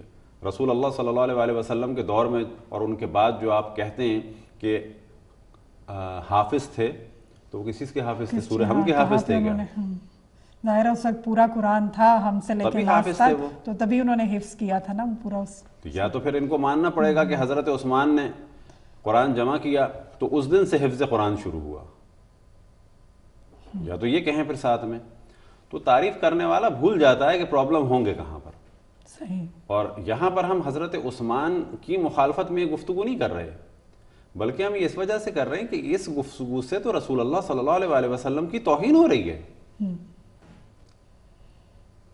کہ ایک عام آدمی کہہ سکتا ہے کہ رسول اللہ صلی اللہ علیہ وسلم کو فکر نہیں تھی قرآن کی. اسی طرح سے ایک روایت ہے، اسے کہا جاتا ہے جیسے کہ حدیث داجن. حدیث داجن. اور یہ حدیث داجن ہے سنن ابن ماجہ میں. اور یہ حدیث داجن کیا ہے تو آپ کو تعجب ہوگا کہ وہ ٹاپک کے جو خود سنن ابن ماجہ میں حضرت عائشہ سے نقل ہوا، اس روایت کو اتنے پریشر کے ساتھ شیعوں پہ ڈال دیا گیا کہ شیعہ بیچارے جو ہے وہ ہر جگہ پریشرائز ہو جاتے ہیں اس روایت کے ذریعے سے، اور اہل سنت جو ہے وہ اس کو ہمارے خلاف مس یوز کرتے ہیں. لیکن آپ کو تعجب ہوگا وہ روایت ہمارے ہاں نہیں ہے، وہ روایت سنن ماجہ میں حضرت عائشہ سے ہے. وہ روایت کیا ہے کہ ہم لوگ بعد رسول اللہ صلی اللہ علیہ وسلم ان کے کاموں میں مصروف تھے، یعنی موت سے ریلیٹڈ جو کام تھے اس میں مشغول ہوئے ہوئے تھے. میرے بستر کے نیچے قرآن تھا، بکری آئی اور اس کا کچھ حصہ کھا گئی. استغفر اللہ ربی و اتوب الیہ. اور اسی میں آیت تھی رجم کی، کیونکہ یہ جو سنسار کرنے کا ذکر ہے یہ قرآن میں نہیں ہے، تو وہ فرماتی ہیں سنسار کی آیت بھی تھی. اور ایک اور آیت کے بارے میں فرماتی ہیں جو اس وقت عرب میں بہت ہی زیادہ جو ہے ایک زلزلہ آیا ہوا ہے اس ٹاپک پر، کہ اس کو ہم لوگ تو بیان بھی نہیں کر سکتے، لیکن آپ یوٹیوب میں جا کے اگر دیکھنا چاہیں یا گوگل عربی میں جا کے دیکھنا چاہیں تو قیامت آئی بھی ہے اس موضوع میں. وہ موضوع ہے رضاعت الکبیر. رضاعت الکبیر کیا چیز ہے؟ رضاعت الکبیر یعنی بڑی عمر کے افراد کو، اب یہ معذرت کے ساتھ اس موضوع کو بیان کرنا پڑ رہا ہے، کہ خواتین دودھ پلائیں اپنا اور اس کے بعد ان کو اپنا محرم بنا لیں.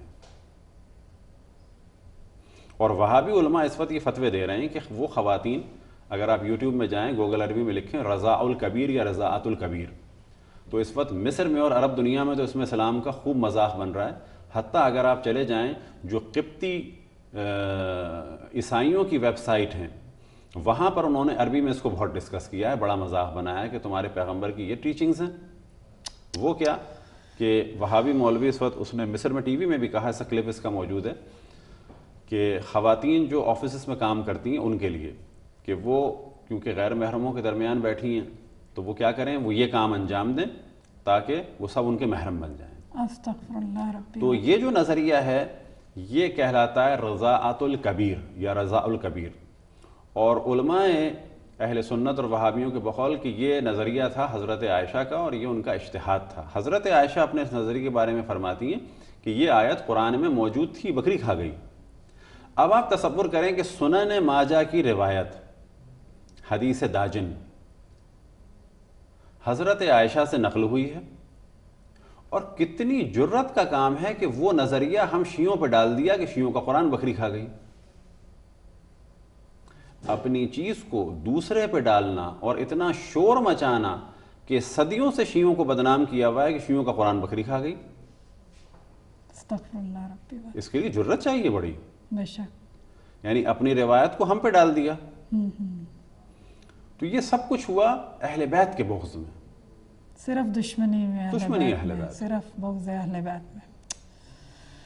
تو پھر یہ کہاں سے مطلب مثال کے طور پہ آج کہا جاتا ہے ہم اہل بیت کے ماننے والے ہیں، اہل بیت کے ماننے والے ہیں. اہل بیت سے کتنی روایتیں ہیں کتاب میں سیاہ ستہ میں، کتنی روایتیں ہیں. تو یہ والے موضوعات وہ ہیں کہ جب انہیں ڈسکس کیا جاتا ہے تو کہتے ہیں جی ہائے شیعوں نے یہ کر دیا وہ کر دیا. ہم ڈسکس نہ کریں تو پھر ہمیں کافر کہتے ہیں. تو حدیث داجن دال الف جیم نون، اسے گوگل عربی میں بھی جا کے فائنڈ کریں اور سرچ کریں تو مل جائے گی. تو یہاں سے پتہ چلتا ہے کتنا ہمیں بدنام کیا ہوا ہے. کبھی کہتے ہیں شیعہ بچے کاٹتے ہیں، کبھی کہتے ہیں شیعہ جو ہے وہ تھوک کے پلاتے ہیں، کبھی کہتے ہیں شیعوں کا قرآن بکری کھا گئی، کبھی کہتے ہیں شیعہ مردے کے جسم میں جو ہے وہ نامناسب جگہ سے ایک عدد گرز داخل کرتے ہیں، ایک ڈنڈا داخل کرتے ہیں اور اس کے بعد میت کو اپنے جو ہے وہ گندگی نکالتے ہیں. کبھی کہتے ہیں کہ شیعہ شب عاشور جو ہے یہ عمل کرتے ہیں وہ عمل کرتے ہیں. تو کتنی تہمتیں لگائی ہوئی ہیں ہم پر. یہ ساری تہمتیں کیوں ہیں؟ کیونکہ ہم اہل بیت کے ماننے والے ہیں. یہ تہمتیں خود مولا امیر المومنین پہ بھی لگی ہوئی تھی کہ وہ معاذ اللہ معاویہ نے مشہور کر دیا تھا کہ وہ تارک الصلاۃ ہیں، مشہور کر دیا تھا کہ وہ حتیٰ مولا امیر المومنین کو لوگوں نے کافر تک کہہ دیا. آج انہیں چوتھا خلیفہ مانا جا رہا ہے حضرت علی کو، تو چوتھے خلیفہ پہ تو 80 سال 90 سال لعنتیں پڑی تھیں. تو یہ جو خلافت والا موضوع ہے یہ زیادہ پرانا نہیں ہے.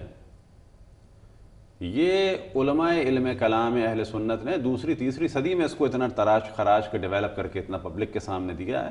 ورنہ خلفاء وغیرہ کا موضوع کوئی اسلام کا ایسا عقیدتی موضوع نہیں تھا، یہ سیاسی موضوع تھا اور یہ بہت بعد میں آیا. بہت بعد اس کو بعد میں ڈیولپ کیا گیا ہے.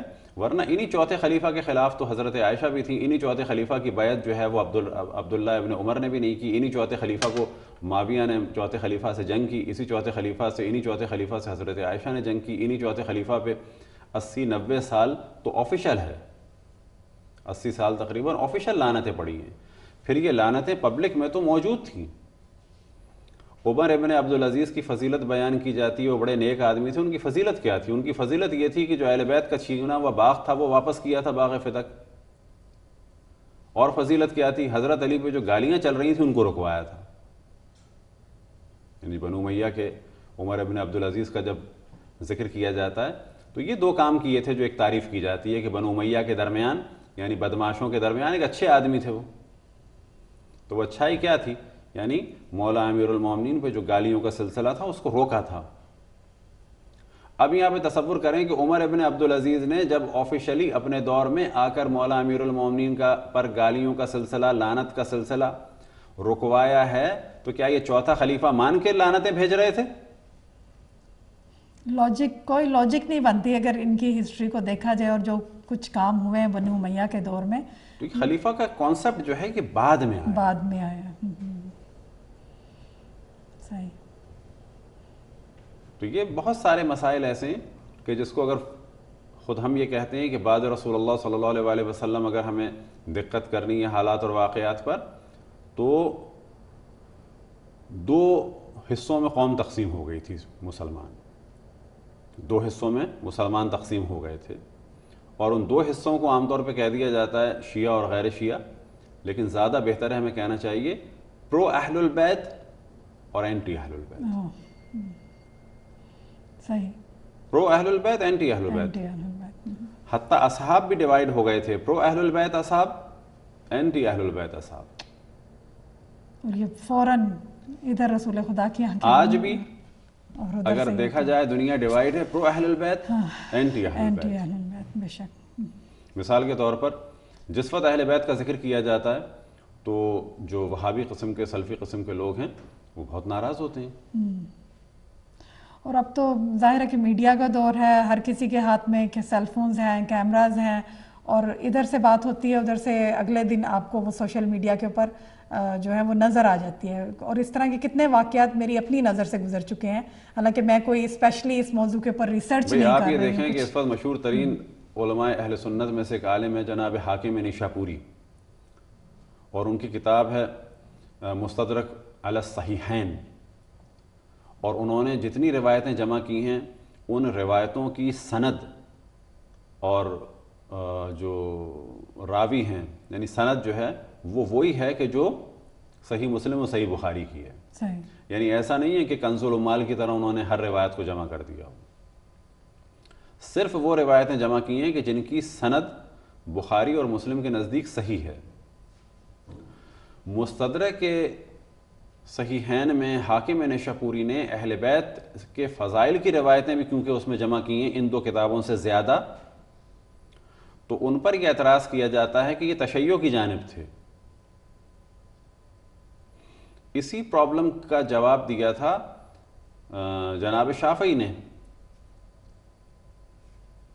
ان کان الرفض حب اہل البیت، کہ اگر اہل بیت سے محبت جو ہے وہ رافضی ہونے کا سبب ہے تو میں سب سے بڑا رافضی ہوں.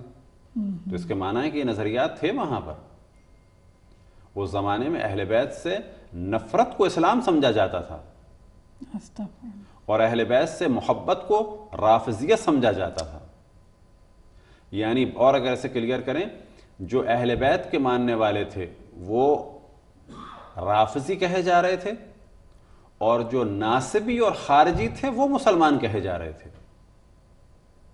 وہ مسلمان کیسے تھے؟ جیسے یہ والے لوگ جو آج نظر آ رہے ہیں، ISIS جیسے لوگ. ISIS کے افراد نے واضح کہا تھا، خود سعودی مفتیوں کا فتویٰ تھا کہ یہ شرک کا مرکز ہے دمشق میں زینبیہ، اس کو منہدم کرنا ہے. انہوں نے پوری کوشش کی.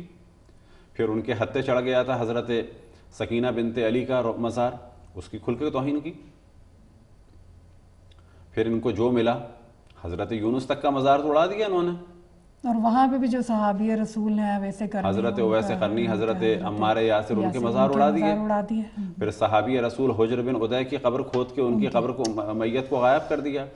آج سوال کیا جائے صحابہ کے طرفداروں سے کہ بھائی پہلے مرحلے میں تو یہ دیکھو کہ حجر بن ادے یا حجر بن عدی ان کی وفات کیسے ہوئی تھی یا شہادت کیسے ہوئی تھی. انہیں تو قتل کیا تھا معاویہ نے. ذکر کرو گے تو کرو گے کیسے؟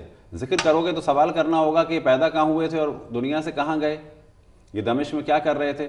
دمشق میں تو ان کو کوفے سے بلا کے قتل کیا معاویہ نے.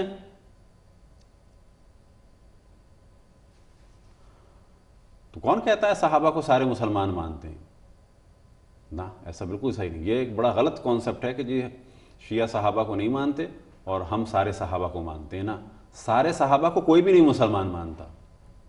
ڈیوائیڈ ہو گیا جس طرح سے ظاہر ہے کہ مسلم. یہاں پر سوال کیا جائے کہ وہ صحابہ کہ جن میں سے جناب حجر بن عدی یا حجر بن ادے تھے، ان کا تو تم ذکر نہیں کرتے. ایک مسجد دکھا دو پوری دنیا میں حجر بن عدی کی، کیوں نہیں ان کا ذکر کرتے؟ انہیں مارا تھا معاویہ نے، ان کی قبر کو کھودا ISIS نے.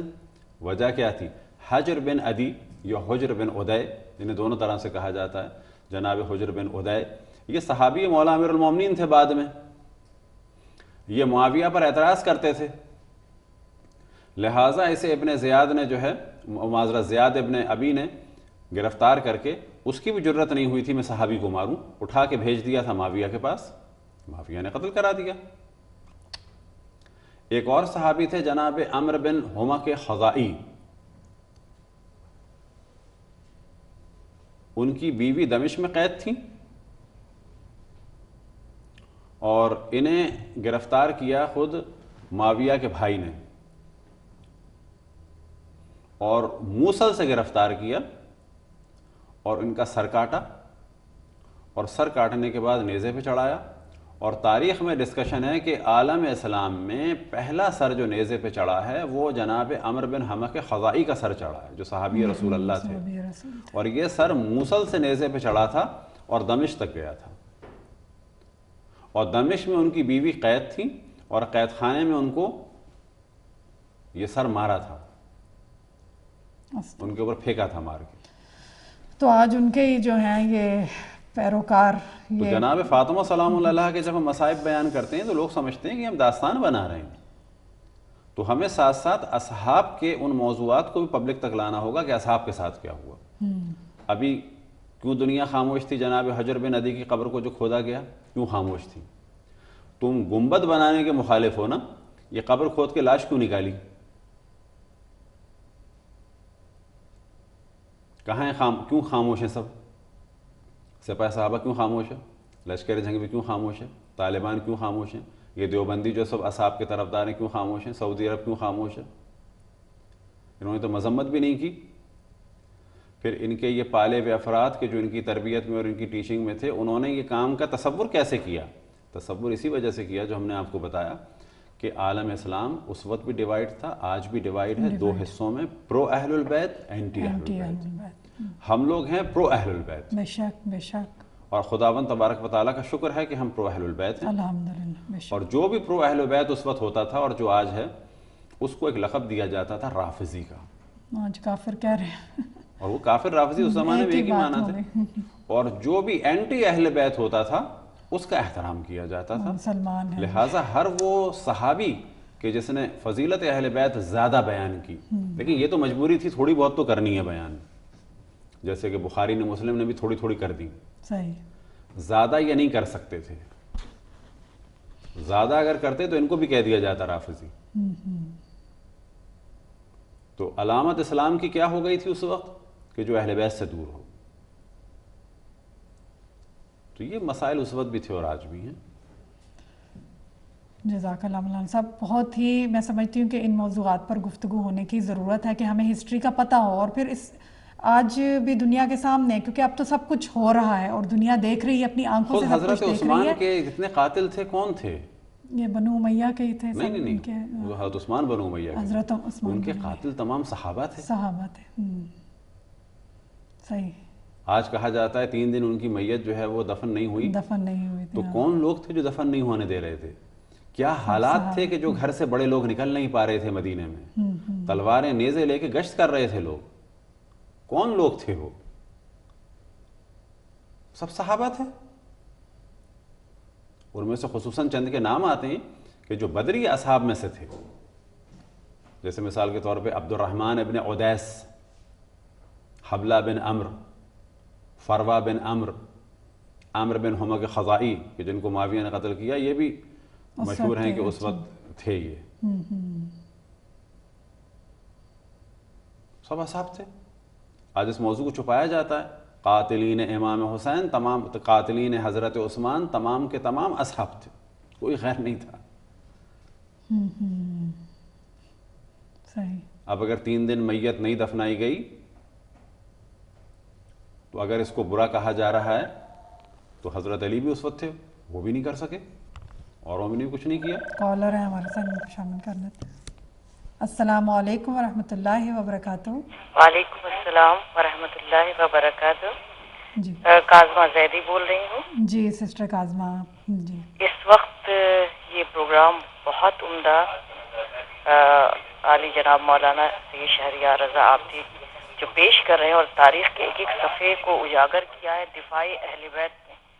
یہ ایام فاطمیہ کے لیے بہت ضروری ہے کہ ان سب تاریخی صفحات کو پیش کیا جائے, تاکہ یہ تمام مسلمانان اسلام جو بنے ہوئے تھے, جھوٹے تھے, کاذب تھے, ان کی حرکتوں کو واضح کیا جائے اور بتایا جائے دنیا والوں کو کہ حق کیا ہے اور باطل کیا ہے. بہت خوبصورت پروگرام ہے اور بہت عمدہ طریقے سے دفاع کر رہے ہیں. خدا تعالیٰ ان کی عمر کو طولانی عنایت فرمائے اور رحمت و برکت سے نوازے. السلام علیکم ورحمۃ اللہ. جزاک اللہ. وعلیکم السلام. بہت شکریہ سسٹر کاظمہ زیدی آپ کی کال کا. اور واقعتاً میں سمجھتی ہوں کہ جیسے میں نے پہلے بھی کہا کہ ہمیں چونکہ سننے میں نہیں آتے یہ واقعات اکثر اوقات, اس لیے جب ہم سنتے ہیں تو جو حالات آج کل دنیا کے ہو رہے ہیں وہ یہی لگتا ہے کہ یہ سب کچھ تو پہلے ہو چکا ہوا ہے. جیسے ہسٹری کے صفحات جو ہیں وہ اس وقت ہماری نظروں کے سامنے یہ مناظر دوبارہ سے پیش ہو رہے ہیں دوبارہ سے. یعنی دیکھیں اس وقت اگر کوئی خدا نہ خواستہ کوئی واقعہ ہوتا بڑے سے بڑا تو کیا ہوتا. مثال کے طور پہ نجف میں مراجع کو قتل کر دیا جاتا, ان کے سروں کو تن سے جدا کر کے نیزوں پہ بلند کر دیا جاتا, ان کی گھر کی خواتین کو اسیر کر دیا جاتا. یہی ہو سکتا تھا نا. یہ سب کچھ تو امام حسین کے ساتھ ہو چکا ہے. آج ہمیں دنیا کو بتانا چاہیے یہ سارے مصائب اہل بیت, یہ جو تاریخ سے بھاگتے ہیں لوگ. اب آپ دیکھیں جب آپ بات کریں گے دشمنان اہل بیت سے, ناصبیوں سے, خارجیوں سے, تو جتنے بھی یہ خوارج ہیں اور ناصبی ہیں, اور جیسا کہ ہم نے بتایا کہ بعد رسول اللہ صلی اللہ علیہ وسلم 2 گروپس تھے, پرو اہل البیت, اینٹی اہل البیت. تو جتنے بھی اینٹی اہل البیت یہ گروپس ہیں, تھے اور ہیں, ان سے جب آپ بات کریں گے اور ہسٹری میں لے جائیں گے تو کہیں گے نہیں ہسٹری میں نہیں بات کریں، قرآن سے بات کریں۔ اگر تم ہسٹری کے اتنے ہی خلاف ہو تو جن کو تم مانتے ہو وہ بھی تو حصہ ہسٹری کا ہے، ہسٹری کا حصہ ہے، پھر ٹھیک ہے، وہ قرآن کا حصہ تو نہیں ہے، وہ ہسٹری کا ہی تو حصہ ہیں۔ تم ان کی تعریف تو ہسٹری سے بیان کرتے ہو، اور جب ان کی حرکات ہم ہسٹری سے بیان کرتے ہیں تم کہتے ہو ہسٹری بیان نہ کریں، قرآن سے بات کریں۔ تو وہ قرآن میں تو نہیں تھے، وہ تو ہسٹری کا ہی حصہ تھے، ماضی کا حصہ ہیں۔ پھر فضائل کے لیے تم انہی کتابوں کو استعمال کرتے ہو، اور جب ہم بتاتے ہیں ہم حرکتیں تو کہتے ہو یہ کتابیں بیکار ہیں۔ ہمارے ساتھ ایک اور کال ہے، السلام علیکم ورحمۃ اللہ وبرکاتہ۔ جی وعلیکم السلام جی، میرا آغاز آپ سے سوال ہے کہ جو آج مسیح برادری کو لاہور سے نشانہ بنایا گیا ہے اس کے بارے میں آپ کی کیا رائے ہے؟ جزاک اللہ۔ آپ کا نام آپ بتائیں گے اور کہاں سے کال کر رہے ہیں؟ جی میں رضا نقوی بات کر رہا ہوں کراچی سے۔ اچھا جی، ابھی ہم کہاں سے؟ آپ کراچی سے پاکستان سے بات کر رہے ہیں؟ جی اچھا جی، جزاک اللہ۔ آپ ابھی ٹی وی کے اوپر سن لیں، ابھی ہم علامہ صاحب جو ہیں اس کے اوپر کراچی میں بھی ٹیلی کاسٹ ہوتا ہے؟ جی جی بالکل، شکریہ، جزاک اللہ۔ جی ابھی یہ جو پاکستان میں پھر ریسنٹلی جی لاہور میں ہوا ہے جو مسیحی برادری کے اوپر پھر دیکھیں جو ہوا بڑا برا ہوا اور بڑا برا ہو رہا ہے، مذمت کرتے ہیں ہم، ظاہر ہے اس کا ظاہر ہے ہم رسول اللہ صلی اللہ علیہ وسلم اور اہل بیت کے، دیکھیں رسول اللہ صلی اللہ علیہ وسلم کے ساتھ ساتھ ہمیں لگانا ہوگا حساب، ایک جملہ رسول اللہ صلی اللہ علیہ وسلم، ان کے بعد اگر کلیئر کرنا ہے اہل بیت کے ماننے والے، وہ کبھی اس کام میں نہیں پڑے، نہیں ہوتے بے شک۔ اس وقت ایزدیوں کو جو کھل کے سپورٹ کیا، اس کو ہم مانتے ہیں کہ ایزدی جو ہیں وہ مسلمان نہیں ہیں، البتہ وہ بھی اپنے آپ کو مسلمان نہیں کہتے۔ اسی طرح سے جو اسیرینز ہیں، آشوری کرسچنز سیریا کے، وہ بھی مسلمان نہیں ہیں، لیکن انہیں شیعوں نے سپورٹ کیا، اور آج ویٹیکن نے تشکر کے طور پر ڈیلیگیشن بھیجا، آج سے مراد ہے نا آج آغا سیستانی کے پاس، جی ویٹیکن والے باقاعدہ اب اپنا ڈیلیگیشن بھیجنے لگے ہیں، افراد بھیجنے لگے ہیں اربعین میں اور عاشور میں، جی بلکہ اگر آپ گوگل میں جا کے سرچ کریں کرسچن پریس ان کربلا تو آپ کو نظر آئے گا پورا ایک کرسچنز کا ڈیلیگیشن ہے جو امام حسین علیہ السلام کو سلامی دیتے ہوئے جا رہے ہیں، اور بڑا منظم قسم کا ایک گروپ ہے۔ تو وجہ کیا ہے کہ ان کو نظر آیا یہ جلوہ کہ بھئی یہ مسلمان وہ کہ جو نظر آ رہے ہیں، اور پھر ایک یہ مسلمان ہیں جو اہل بیت کے ماننے والے ہیں، ایک فرق نظر آ رہا ہے۔ بے شک بے شک۔ تو بلا شک کسی بھی دین کے افراد کو قتل کرنا، چاہے وہ یہودی ہوں، چاہے وہ عیسائی ہوں، چاہے وہ ہندو ہوں، چاہے وہ بدھسٹ ہوں، چاہے وہ کرسچن ہوں، انسان ڈائلاگ کا قائل ہو، احترام کے ساتھ ان سے گفتگو کرے، بے شک، وہ اپنی بات کریں، ہم اپنی بات کریں، لکم دینکم ولی دین، ولی الدین۔ قتل نہیں کیا جا سکتا۔ بعض دفعہ لوگ لے کے آتے ہیں مثال کے جی اسلامی جنگیں، تو اسلامی جنگیں تو جنگیں رسول اللہ پر مسلط کی گئیں، بے شک، دفاعی نہ یہ کہ انہوں نے جنگیں کی۔ اپنے ڈیفینس میں۔ اچھا بعض دفعہ لوگ یہ بھی مثال لاتے ہیں کہ آپ نے بت توڑوائے، تو یہاں پر کہا جائے گا کہ ہماری مسجد میں اگر کوئی بت لا کے رکھ دے اور ہمارے والے، تو ہم کیا کریں گے؟ ظاہر نکالیں گے ان کو، نکال دیں گے۔ تو خانہ کعبہ مرکز توحید تھا، بے شک بے شک، اس میں لا کے رکھے تھے۔ اچھا دوسری بات یہ کہ وہ جتنے افراد تھے اپنے آپ کو حضرت ابراہیم کا پیروکار کہہ کے بت کی پوجا کر رہے تھے، تو یہ کیس بالکل الگ تھا، لیکن جو دوسرے ادیان تھے وہ رہ رہے تھے۔ تو یہ جو لاہور میں ہوا ہے، اس سے پہلے لاہور میں ہوا، اس سے پہلے پھر پشاور میں کرسچنز کے ساتھ ہوا، تو یہ بالکل غلط ہوا اور اسلام بالکل اس کی اجازت نہیں دیتا۔ لیکن اس جانب بھی توجہ رہے کہ شاید اللہ سبحانہ و تعالیٰ کی یہ مصلحت ہے کہ یورپ امریکہ کی توجہ ہو ان اہل بیت کے ماننے والوں کی جانب کہ جن پر ظلم میں یورپ امریکہ بھی شریک تھا، اور اب اللہ کا شکر ہے ان کو پتہ چل رہا ہے کہ ان کی پالیسی غلط تھی۔ خود محترمہ ہنری کلنٹن صاحبہ نے جو ہے وہ اگر آپ دیکھیں سینٹ میں کہا کہ ہم نے بنایا ان کو القاعدہ کو اور ہم نے سپورٹ کیا وہابی برانڈ آف اسلام کو.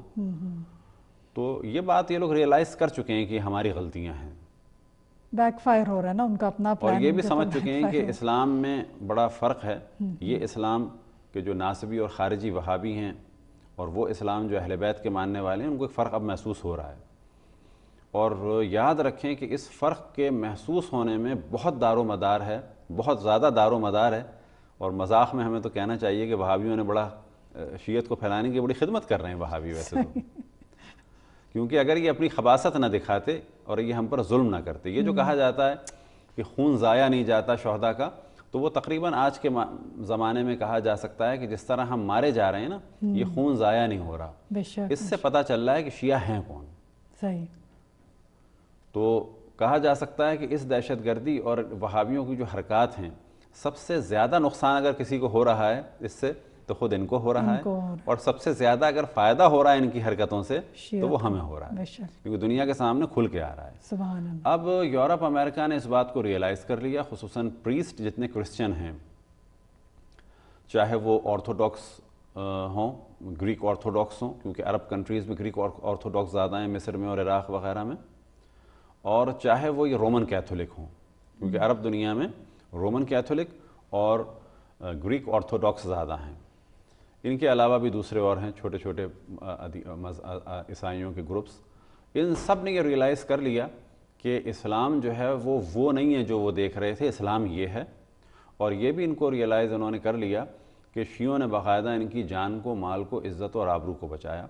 مثال کے طور پر ایزدیوں کی لڑکیاں جو ان ناسبیوں نے اور خارجیوں نے, دشمنان اہل بیت نے بیچی تھیں, اس کے بارے میں ہمارے علماء نے جو حکم دیا تھا وہ یہی تھا کہ ان لڑکیوں کو بچایا جائے, خریدا جائے, دفاع کیا جائے. تو موصل میں ایک دو مومنین کے جو روپوش تھے, انہوں نے مختلف طریقے سے, کہ جن میں ایک ہی آدمی نے تقریباً شاید 400 کے قریب لڑکیاں خریدی تھیں, اور لڑکیوں کو خرید کے ایزدیوں کے پاس بھیجوایا تھا.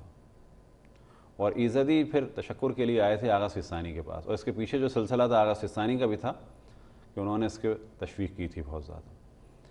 تو ایزدیوں کی جو پارلیمنٹ میں خاتون تھیں, انہوں نے بھی بڑا شکریہ ادا کیا. پھر اب کرسچنز بھی جو ہے وہ یہ ریئلائز کر رہے ہیں. تو یہ کام بالکل غلط ہے, ان کو سپورٹ کرنا چاہیے. اور مولا امیر المومنین علیہ السلام کی وصیت ہے امام حسن و امام حسین کے لیے بظاہر, لیکن وہ تمام عالم انسانیت کے لیے ہے. حتیٰ یہ بھی ہم نہیں کہہ سکتے کہ خالی مسلمانوں کے لیے, بلکہ تمام انسانیت کے لیے ہے. اور ایک پالیسی آپ عطا فرما رہے ہیں, اور پالیسی یہی ہے کونا للظالمین خصما, کہ ظالم کے دشمن رہو, وللمظلومین عونا, اور مظلوم کے مددگار رہو.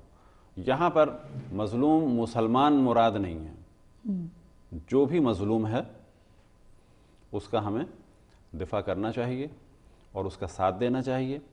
ظلم کسی بھی صورت اللہ سبحانہ و تعالیٰ کو پسند نہیں ہے. اور یہ تصور کہ ہندو پہ ظلم کیا جائے بالکل غلط ہے.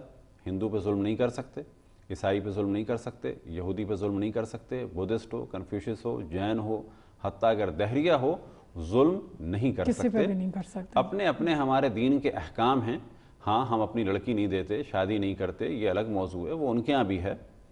اسی طرح ذبیحہ کا موضوع ہے, یہ الگ رہنا یا دین پہ عمل کرنا الگ موضوع ہے, لیکن ظلم کرنا ایک الگ موضوع ہے.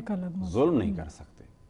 اس موضوع کو ہم نے پاکستان میں بھی بعض دفعہ بیان کیا تھا کہ اگر بابری مسجد کے ساتھ جو کچھ ہوا انڈیا میں, یا اگر مسلمان کے ساتھ ہو کچھ, تو کیا اس کا انتقام کراچی میں یا لاہور میں ایک ہندو جمعدار سے یا ہندو عام آدمی سے لینا جائز ہے؟ بالکل جائز نہیں ہے. وہاں بابری مسجد ٹوٹے اور یہاں ہم ایک ہندو پجاری کو ماریں تو کیا یہ رسول اللہ صلی اللہ علیہ وسلم اجازت دیتے ہیں اس کی؟ قطعاً نہیں. یعنی وہ تعلیمات رسول اللہ صلی اللہ علیہ وسلم جو ہمیں اہل بیت سے ملی, اس میں ایسا کچھ نہیں ہے. بے شک. اب وہ اسلام کے جو اہل بیت کے اینٹیوں سے ملا ہے, اینٹی اہل بیت سے, وہاں پر تو شدت ہے. وہاں پر اتنی شدت ہے کہ عیسائیوں کو کیا دفاع کریں. انہوں نے رسول کی نواسیوں کو جو ہے وہ کربلا سے کوفہ اور کوفہ سے شام تک جو ہے اسیر بنا کے پھرایا، رسول کے نواسے کے سر کو تن سے جدا کر کے انہیں نیزوں پہ گھمایا. تو وہاں پر اس دین میں تو عیسائیوں کے لیے کیا جگہ ڈھونڈی جائے، اس دین میں کسی اور کے لیے کیا جگہ ڈھونڈی جائے. اس دین اسلام میں کہ جو اینٹی اہل البیت سے ملا، وہاں تو خود اہل بیت کے لیے جگہ نہیں ہے، وہاں رسول کے لیے جگہ نہیں ہے. رسول کی بیٹی جو ہیں وہ بعد از وفات رسول جا رہی ہیں دربار میں اپنا حق مانگنے کے لیے. ان کی بیٹی پہ ظلم ہوا سب سے پہلے، ظاہر ہے ان کے دروازے کو آ کے جلایا. اس اسلام میں کہ جہاں آپ نے نبی کی بیٹی کو نہیں چھوڑا، نواسیوں کو اسیر بنا دیا، تو اس اسلام میں اگر جا کر ہیومن رائٹ کو ڈھونڈا جائے، بے شک اس اسلام میں جا کے جو ہے وہ اقلیت کے حقوق کو ڈھونڈا جائے، انفارچونیٹلی. لیکن وہی ہے کہ وہ اسلام بن کر سامنے آئے ہوئے ہیں، اسلام آج کے لوگ کہتے آڑ ہیں میں سامنے آئے یہ جتنے دہشت گرد ہیں مسلمان نہیں ہیں. کون کہتا ہے مسلمان نہیں ہیں؟ یہ عیسائی ہیں، یہودی ہیں، ہندو ہیں، سکھ ہیں، بدھسٹ ہیں. اس کو یورپ امریکہ نے بھیجا ہے.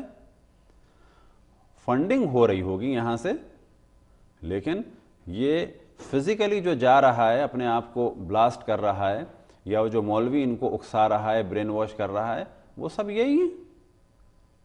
کون کہتا ہے مسلمان نہیں ہیں؟ کہا جائے گا ہاں یہ مسلمان ہے، واقعی ہے، محمد والے نہیں ہیں، لیکن یہ وہ والے مسلمان ہیں اینٹی اہل البیت. یہ جو آج کر رہے ہیں وہی سب کچھ ہے جو اہل بیت کے ساتھ کیا. صحیح. کون سا ظلم ہے جو اہل بیت کے ساتھ نہیں ہوا کربلا میں؟ خود ایک پاکستانی ہوسٹ کا جملہ، کس کا جملہ ہے میرے ذہن سے نکل گیا، یا تو شاید زید حامد صاحب کا ہے یا لقمان صاحب کا ہے، بالآخر ان میں سے کسی ایک کا ہے جو بڑے اچھے بولنے والوں میں سے، کہ مجھے سمجھ میں نہیں آتا تھا کہ جی 6 مہینے کے بچے کو قتل کر دیا. یہ کیوں کیا ہوگا مسلمانوں نے؟ کیوں کیا ہوگا ایسا؟ تو کہتے ہیں مجھے اب سمجھ میں آیا ہے وہ کیسے ہوا ہوگا. سب اسی قسم کے لوگ تھے، اسی قسم کے لوگ تھے جنہوں نے جا کے یہ IS اور ان دہشت گردوں کے ذریعے سے کربلا کو سمجھنا آسان ہو گیا ہے. بے شک. البتہ ایک اور ہم چیز ہی بتائیں آپ تاکہ اس کے بعد اگلا سوال ہو، کہ IS کی جو پالیسی ہے کہ ایک شہر سے بڑھنا شروع کیا قتل عام کے ذریعے سے، اللہ کا شکر ہے وہ ان کی پالیسی کامیاب نہیں رہی. اب جنہوں نے ان کو بنایا ہے وہ ادھر ہی جا رہے ہیں. سعودی حاکموں کی بھی یہی پالیسی تھی جو 1755 وغیرہ سے یا اس کے بعد سے شروع ہوئی تھی. نجد سے یہ لوگ چھوٹے چھوٹے گاؤں پہ قبضہ کرتے ہوئے آگے بڑھے تھے. بڑھتے جو آخری ان کا مارکہ ہوا تھا وہ ہوا تھا عثمانیوں سے بھی، پھر عثمانی پاور میں آ گئے تھے. پھر اس کے بعد مکے پہ حکومت تھی شریف مکہ. شریف مکہ کون ہے؟ یہ بھی ایک قبیلہ تھا، ایک فیملی تھی کہ جو اردن کے بادشاہ کا جو آبا و اجداد میں سے تھا. تو جو فائنل ان کی جنگ ہوئی تھی تقریباً 32 میں، تو انہوں نے مکہ مدینے پہ بھی قبضہ کر لیا تھا سعودی فیملی نے. یہ جو اس وقت آل سعود ہے، تو ان کی حکومت بن گئی. تو ان کی بھی ہسٹری کو جاننا چاہیے کس طرح سے یہ ہلکے بڑھتے چلے گئے. اور انہوں نے بھی بالکل یہی طریقہ استعمال کیا تھا جو IS کا ہے. یہاں پر کہنا چاہیے IS نے حکومت بنانے کا سلسلہ سعودی خاندان سے سیکھا ہے کہ قتل کرو، آگے بڑھتے چلے جاؤ. تلوار کے زور پہ جس اسلام کو انہوں نے تلوار کے زور پہ پھیلایا ہے. اس وقت بہت سارے شیعہ قبیلے ہیں جو سعودی عرب میں دبے ہوئے ہیں، لیکن شیعہ کیونکہ اہل بیت سے وابستہ تھے انہوں نے مذہب تو نہیں بدلا اپنا. لیکن اس وقت بہت سارے اہل سنت کے قبائل ہیں کہ جو بڑی تیزی سے دوبارہ سنیت کی جانب واپس پلٹ رہے ہیں. یہ اپنے آپ کو وہابی شو کرتے ہیں وہ لوگ، لیکن وہ موجود ہیں. جس دن بھی ان کا تختہ پلٹے گا وہ دوبارہ اہل سنت پاور میں آئیں گے. صحیح. پھر جو سعودی عرب کے پاس اس وقت 3 جو صوبے ہیں، یہ بھی ذہن میں رہے، جو یمن سے ملے ہوئے ہیں، شمالی یمن سے جو ملے ہوئے ہیں 3 صوبے ہیں. ان میں سے ایک نجران، ایک حیران اور ایک اسیر. یہ تینوں صوبے یمن کے ہیں جو انہوں نے قبضہ کیا تھا 32 کے بعد. یہ بڑے پریشان ہیں آج کل اس وقت یہ لوگ جو پاکستان سے آ کے بھیک مانگ رہے ہیں. یہ جو انہوں نے بنائے ہیں دہشت گرد، ان کو اب خوف ہو رہا ہے کہ ان کو ہم نے بنایا تھا اور مصروف کیا تھا. پاکستان سے بھی دہشت گرد بھیجے، سعودی عرب سے بھی بھیجے، پورے یورپ امریکہ سے بھیجے گئے، اور وہ پالیسی یہ چل رہی تھی. آج لوگ سمجھتے ہیں ایسے ہی جا رہے تھے، ایسے ہی نہیں جا رہے تھے. آپ یہ دیکھیں سعودی عرب میں وہابی مولوی گفتگو کر رہا ہے جہادیوں کے لیے، اس کو تو نہیں پکڑا. انگلینڈ میں وہابی مولوی گفتگو کر رہے تھے جہادی بنانے کے لیے, انہیں بھی نہیں پکڑا, کیونکہ یہ جتنے بھی جہادی بنا رہے تھے ان کو اجازت تھی ان حکومتوں کی جانب سے, جس ملک میں وہ جہادی تبلیغ ان کا کام یہ تھا کہ جتنے لوگوں میں جہاد کا جذبہ ہے ان کو نکال کے فی الحال تو شام عراق بھیجو. اگر انہوں نے شیعوں کو مار دیا تو ایک ہمارا دشمن گیا, ورنہ شیعہ ان کو مار دیں گے تو ہمارا گن تو گیا. تو یہ تھی ان کی پالیسی. اب یہ جتنے یورپ امریکہ کے لوگ ہیں آپ دیکھیں ان کو پتہ ہے کون آدمی کب نکل رہا ہے. ایسا نہیں ہے 3 لڑکیاں جو ابھی انگلینڈ سے نکلی ہیں 16 سال کی تو ان کو پتہ نہیں تھا. 3 لڑکیاں 15 سال کی ترکی جا رہی ہیں ٹرکش ایئر سے, فرض کریں تو واضح ان کو پتہ ہے کہ ترکی کیوں جا رہی ہیں. انہوں نے کہا یہ بھی نکلیں, یہ 3 بھی نکلیں. تو جو ان کو تبلیغ کرنے والے ہیں یہ ٹویٹر پہ انہوں نے پابندی نہیں لگائی. یہ کیوں نہیں لگائی ہے کہ ٹویٹر تبلیغ کا سبب ہے, فیس بک تبلیغ کا سبب ہے. کون سی تبلیغ؟ وہابیوں کی تبلیغ ہو رہی ہے. تو یہ چاہ رہے ہیں یورپ امریکہ سے لوگ, اور خود عرب بھی چاہ رہے ہیں کہ یہ ہمارا گند جو ہے وہ نکلے. اچھا, اس گند کو یہ پیسے بھی دے رہے ہیں کہ جاؤ بھائی جاؤ مارو رافضیوں کو, کیونکہ ان کو پتہ ہے کہ خود مریں گے, اور خود مریں گے تو مسئلہ ان کا ختم ہو جائے گا.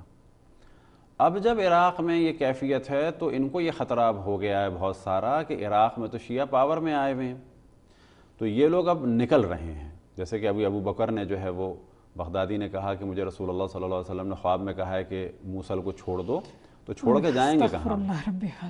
یہ چھوڑ کے جائیں گے کہاں؟ یہ انہیں جانا ہے یا تو اردن نے بھی ان کے لیے ٹائٹ کر دیا ہے معاملہ. ادھر سعودی عرب نے دنیا کی بڑی ترین دیوار جو ایک بنائی ہے وہ سعودی عرب بھی بنا رہا ہے, کن کے لیے؟ جن کو پیدا کیا ہے. مصر میں بھی صحرائے سینا میں ان کے خلاف آپریشن ہو رہا ہے. تو اب یا یہ مریں گے یا ان کے لیے اور اگلی پلاننگ ہوگی. وہ پلاننگ جو ہے وہ جنہوں نے ان کو بنایا ہے وہی سوچیں گے کیا ہوگا ان کا. استغفر اللہ. میں چاہوں گی کہ علامہ صاحب اگر آپ تھوڑا سا فدق کے اوپر بھی روشنی ڈال دیں. پروگرام کا وقت جو ہے اس وقت ہمارا وہ بہت کم رہ گیا ہے. صرف یہ کہ جب جناب سیدہ جاتی ہیں دربار میں ظاہر ہے اپنا حق طلب کرنے کے لیے, وہاں پہ بھی بات وہی آ جاتی ہے جیسا کہ آپ نے کہا کہ اگر ان سے ہسٹری کی بات کرو تو یہ قرآن کی بات لے کے بیٹھ جاتے ہیں کہ نہیں ہمارے ساتھ قرآن میں بات کرو. تو کچھ اسی طرح کا منظر وہاں پہ ہمیں دیکھنے کو ملتا ہے. اچھا, البتہ جتنی یہ باتیں ہوئیں یہ بھی جناب سیدہ ہی کے حوالے سے, یہ حوالے سے ہیں بے شک, بالکل جو کچھ یہ ہو رہا ہے, جو کچھ ہو رہا ہے اس وقت آئیس کا وجود اور جو عراق میں ہو رہا ہے یہ وہیں سے سٹارٹ جناب سیدہ پہ سب کچھ نہ ہوتا تو یہ نہ ہوتا. بے شک. اس وقت جو ہمارے ساتھ ہو رہا ہے ہم تو شکر ادا کرتے ہیں, لیکن جو کچھ ہو رہا ہے یہ حضرت سیدہ سلام اللہ علیہا کی محبت کی وجہ سے ہو رہا ہے. ہم اس محبت کی قیمت چکا رہے ہیں. بے شک بے شک. اور اللہ کا لاکھ لاکھ شکر ہے کہ اہل بیت کے طرفدار بڑھ رہے ہیں, گھٹ نہیں رہے. نہیں, بے شک, سبحان اللہ. اور ہم ہمیشہ ذکر کرتے ہیں کہ ہمیں جو پہلے اصحاب تھے, اصحاب رسول اللہ صلی اللہ علیہ وآلہ وسلم, کہ جن کی وجہ سے یہ دین باقی ہے, کہ جن کی وجہ سے یہ تعلیمات اہل بیت باقی ہے. لیکن ہم نے بتایا کہ اصحاب بھی ڈیوائیڈ ہو گئے تھے, پرو اہل البیت, اینٹی اہل البیت. تو جو پرو اہل البیت اصحاب تھے, حضرت سلمان, حضرت مقداد, حضرت ابو ذر, جناب مالک اشتر, جناب ابو ایوب انصاری, جناب ابو دجانہ, یہ وہ بزرگان ہیں کہ جن کی محنتوں اور کاوشوں کی وجہ سے, جناب عمار یاسر, یہ وہ بزرگان ہیں جن کی وجہ سے آج یہ اہل بیت علیہم السلام کے کا یہ مشن اور یہ باقی ہے. پھر ان کے بعد کچھ نئے اصحاب تھے جو مولا امیر المومنین کے تھے, پھر امام حسن کے, امام حسین کے, باقی ائمہ علیہم السلام کے. ان لوگوں نے محنتیں کی کہ آج الحمدللہ اسلام واقعی محمدی علوی, سبحان اللہ, یعنی اسلام واقعی کب ہے کہ جب محمدی بھی ہو اور علوی بھی ہو, وہ پہنچا ہے ان بزرگان کے ذریعے سے. بے شک. فدق کے بارے میں بھی وہی والی بات, بہت سارے نظریات ہمارے ہاں غلط ہیں. فدق کے بارے میں ایک بہت بڑا غلط نظریہ اگر آپ کو بتائیں تو آپ کو تعجب ہوگا کہ جس کو بعض دفعہ ہم مومنین بھی کہتے ہیں, اور بالکل غلط نظریہ ہے. وہ کیا غلط نظریہ؟ وہ یہ کہتے ہیں کہ ہمارے بعض مومنین بھی جو فدق میراث تھی, یہ غلط ہے. کس نے کہا فدق میراث تھی؟ میراث وہ چیز ہوتی ہے کہ جو دنیا سے گئے ہوں ان کے ہاتھ میں اس وقت ہو.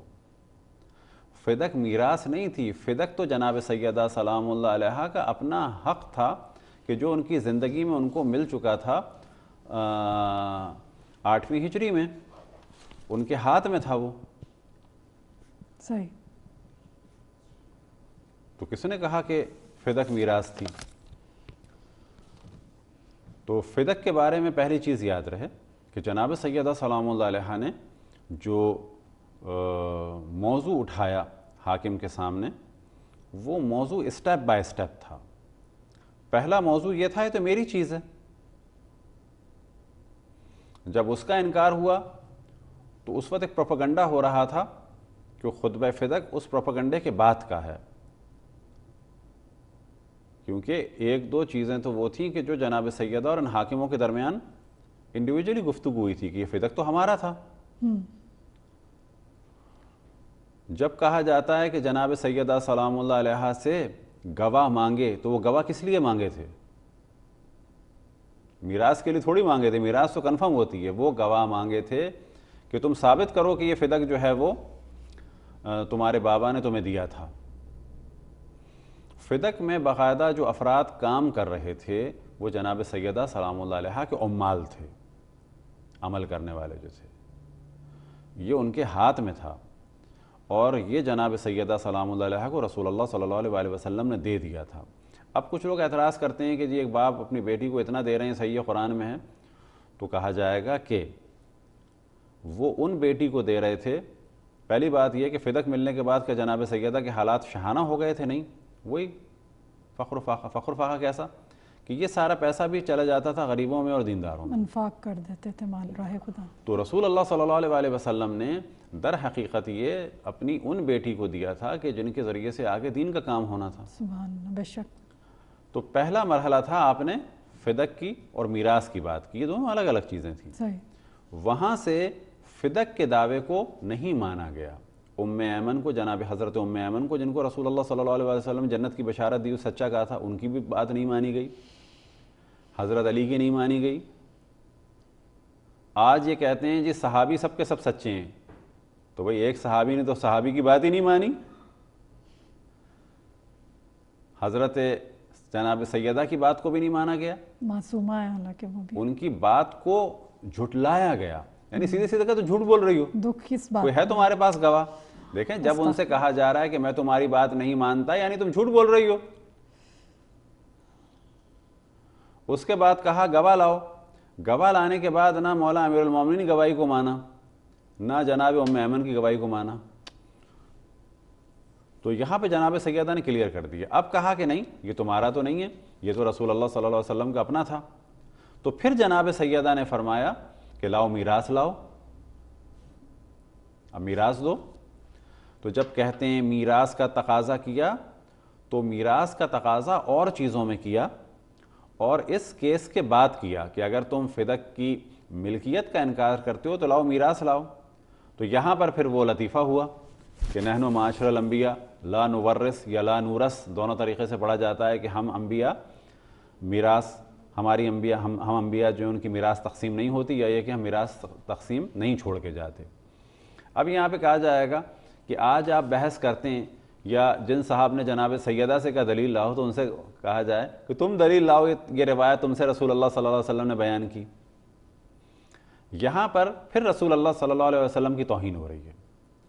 رسول اللہ صلی اللہ علیہ وسلم نبی ہیں، ان کا کام ہے احکام کو پہنچائیں. بے شک. میراث کا موضوع کس سے ریلیٹڈ تھا؟ بیویوں سے اور بیٹی سے. بے شک. تو ان سے ہی بیان کرنا تھا. حتیٰ میراث کا موضوع مولا امیر المومنین سے بھی ریلیٹڈ نہیں تھا. سمجھ گئے. مولا امیر المومنین تک تو میراث رسول اللہ کی نہیں پہنچنی تھی نا، مالی میراث، وہ تو جناب سیدہ تک پہنچنی تھی. گفتگو جو ہے وہ دل چاہ رہا ہے کہ سبت ہوتی رہے اور حقائق بس آپ یہ روایت جو ان موصوف نے بیان کی کہ مجھ سے کہا رسول اللہ صلی اللہ علیہ وسلم نے، کسی بیوی نے بھی گواہی نہیں دی، خود ان کی بیٹی نے بھی گواہی نہیں دی. تو یہ توہین ہو رہی ہے رسول اللہ کی کہ جو موضوع ڈسکس کرنا چاہیے تھا اپنی بیٹی سے اور بیویوں سے، وہ موضوع ان سے ڈسکس ہی نہیں کیا. انہیں بتایا بھی نہیں کہ بھائی میں دنیا سے جا رہا ہوں، تم لوگوں کو کچھ نہیں ملے گا. ایک تھرڈ پرسن کو بتا کے جا رہے ہیں. انشاءاللہ کہ زندگی رہی تو اس پہ ڈسکشن ہوگا. جزاک اللہ علامہ صاحب. بہت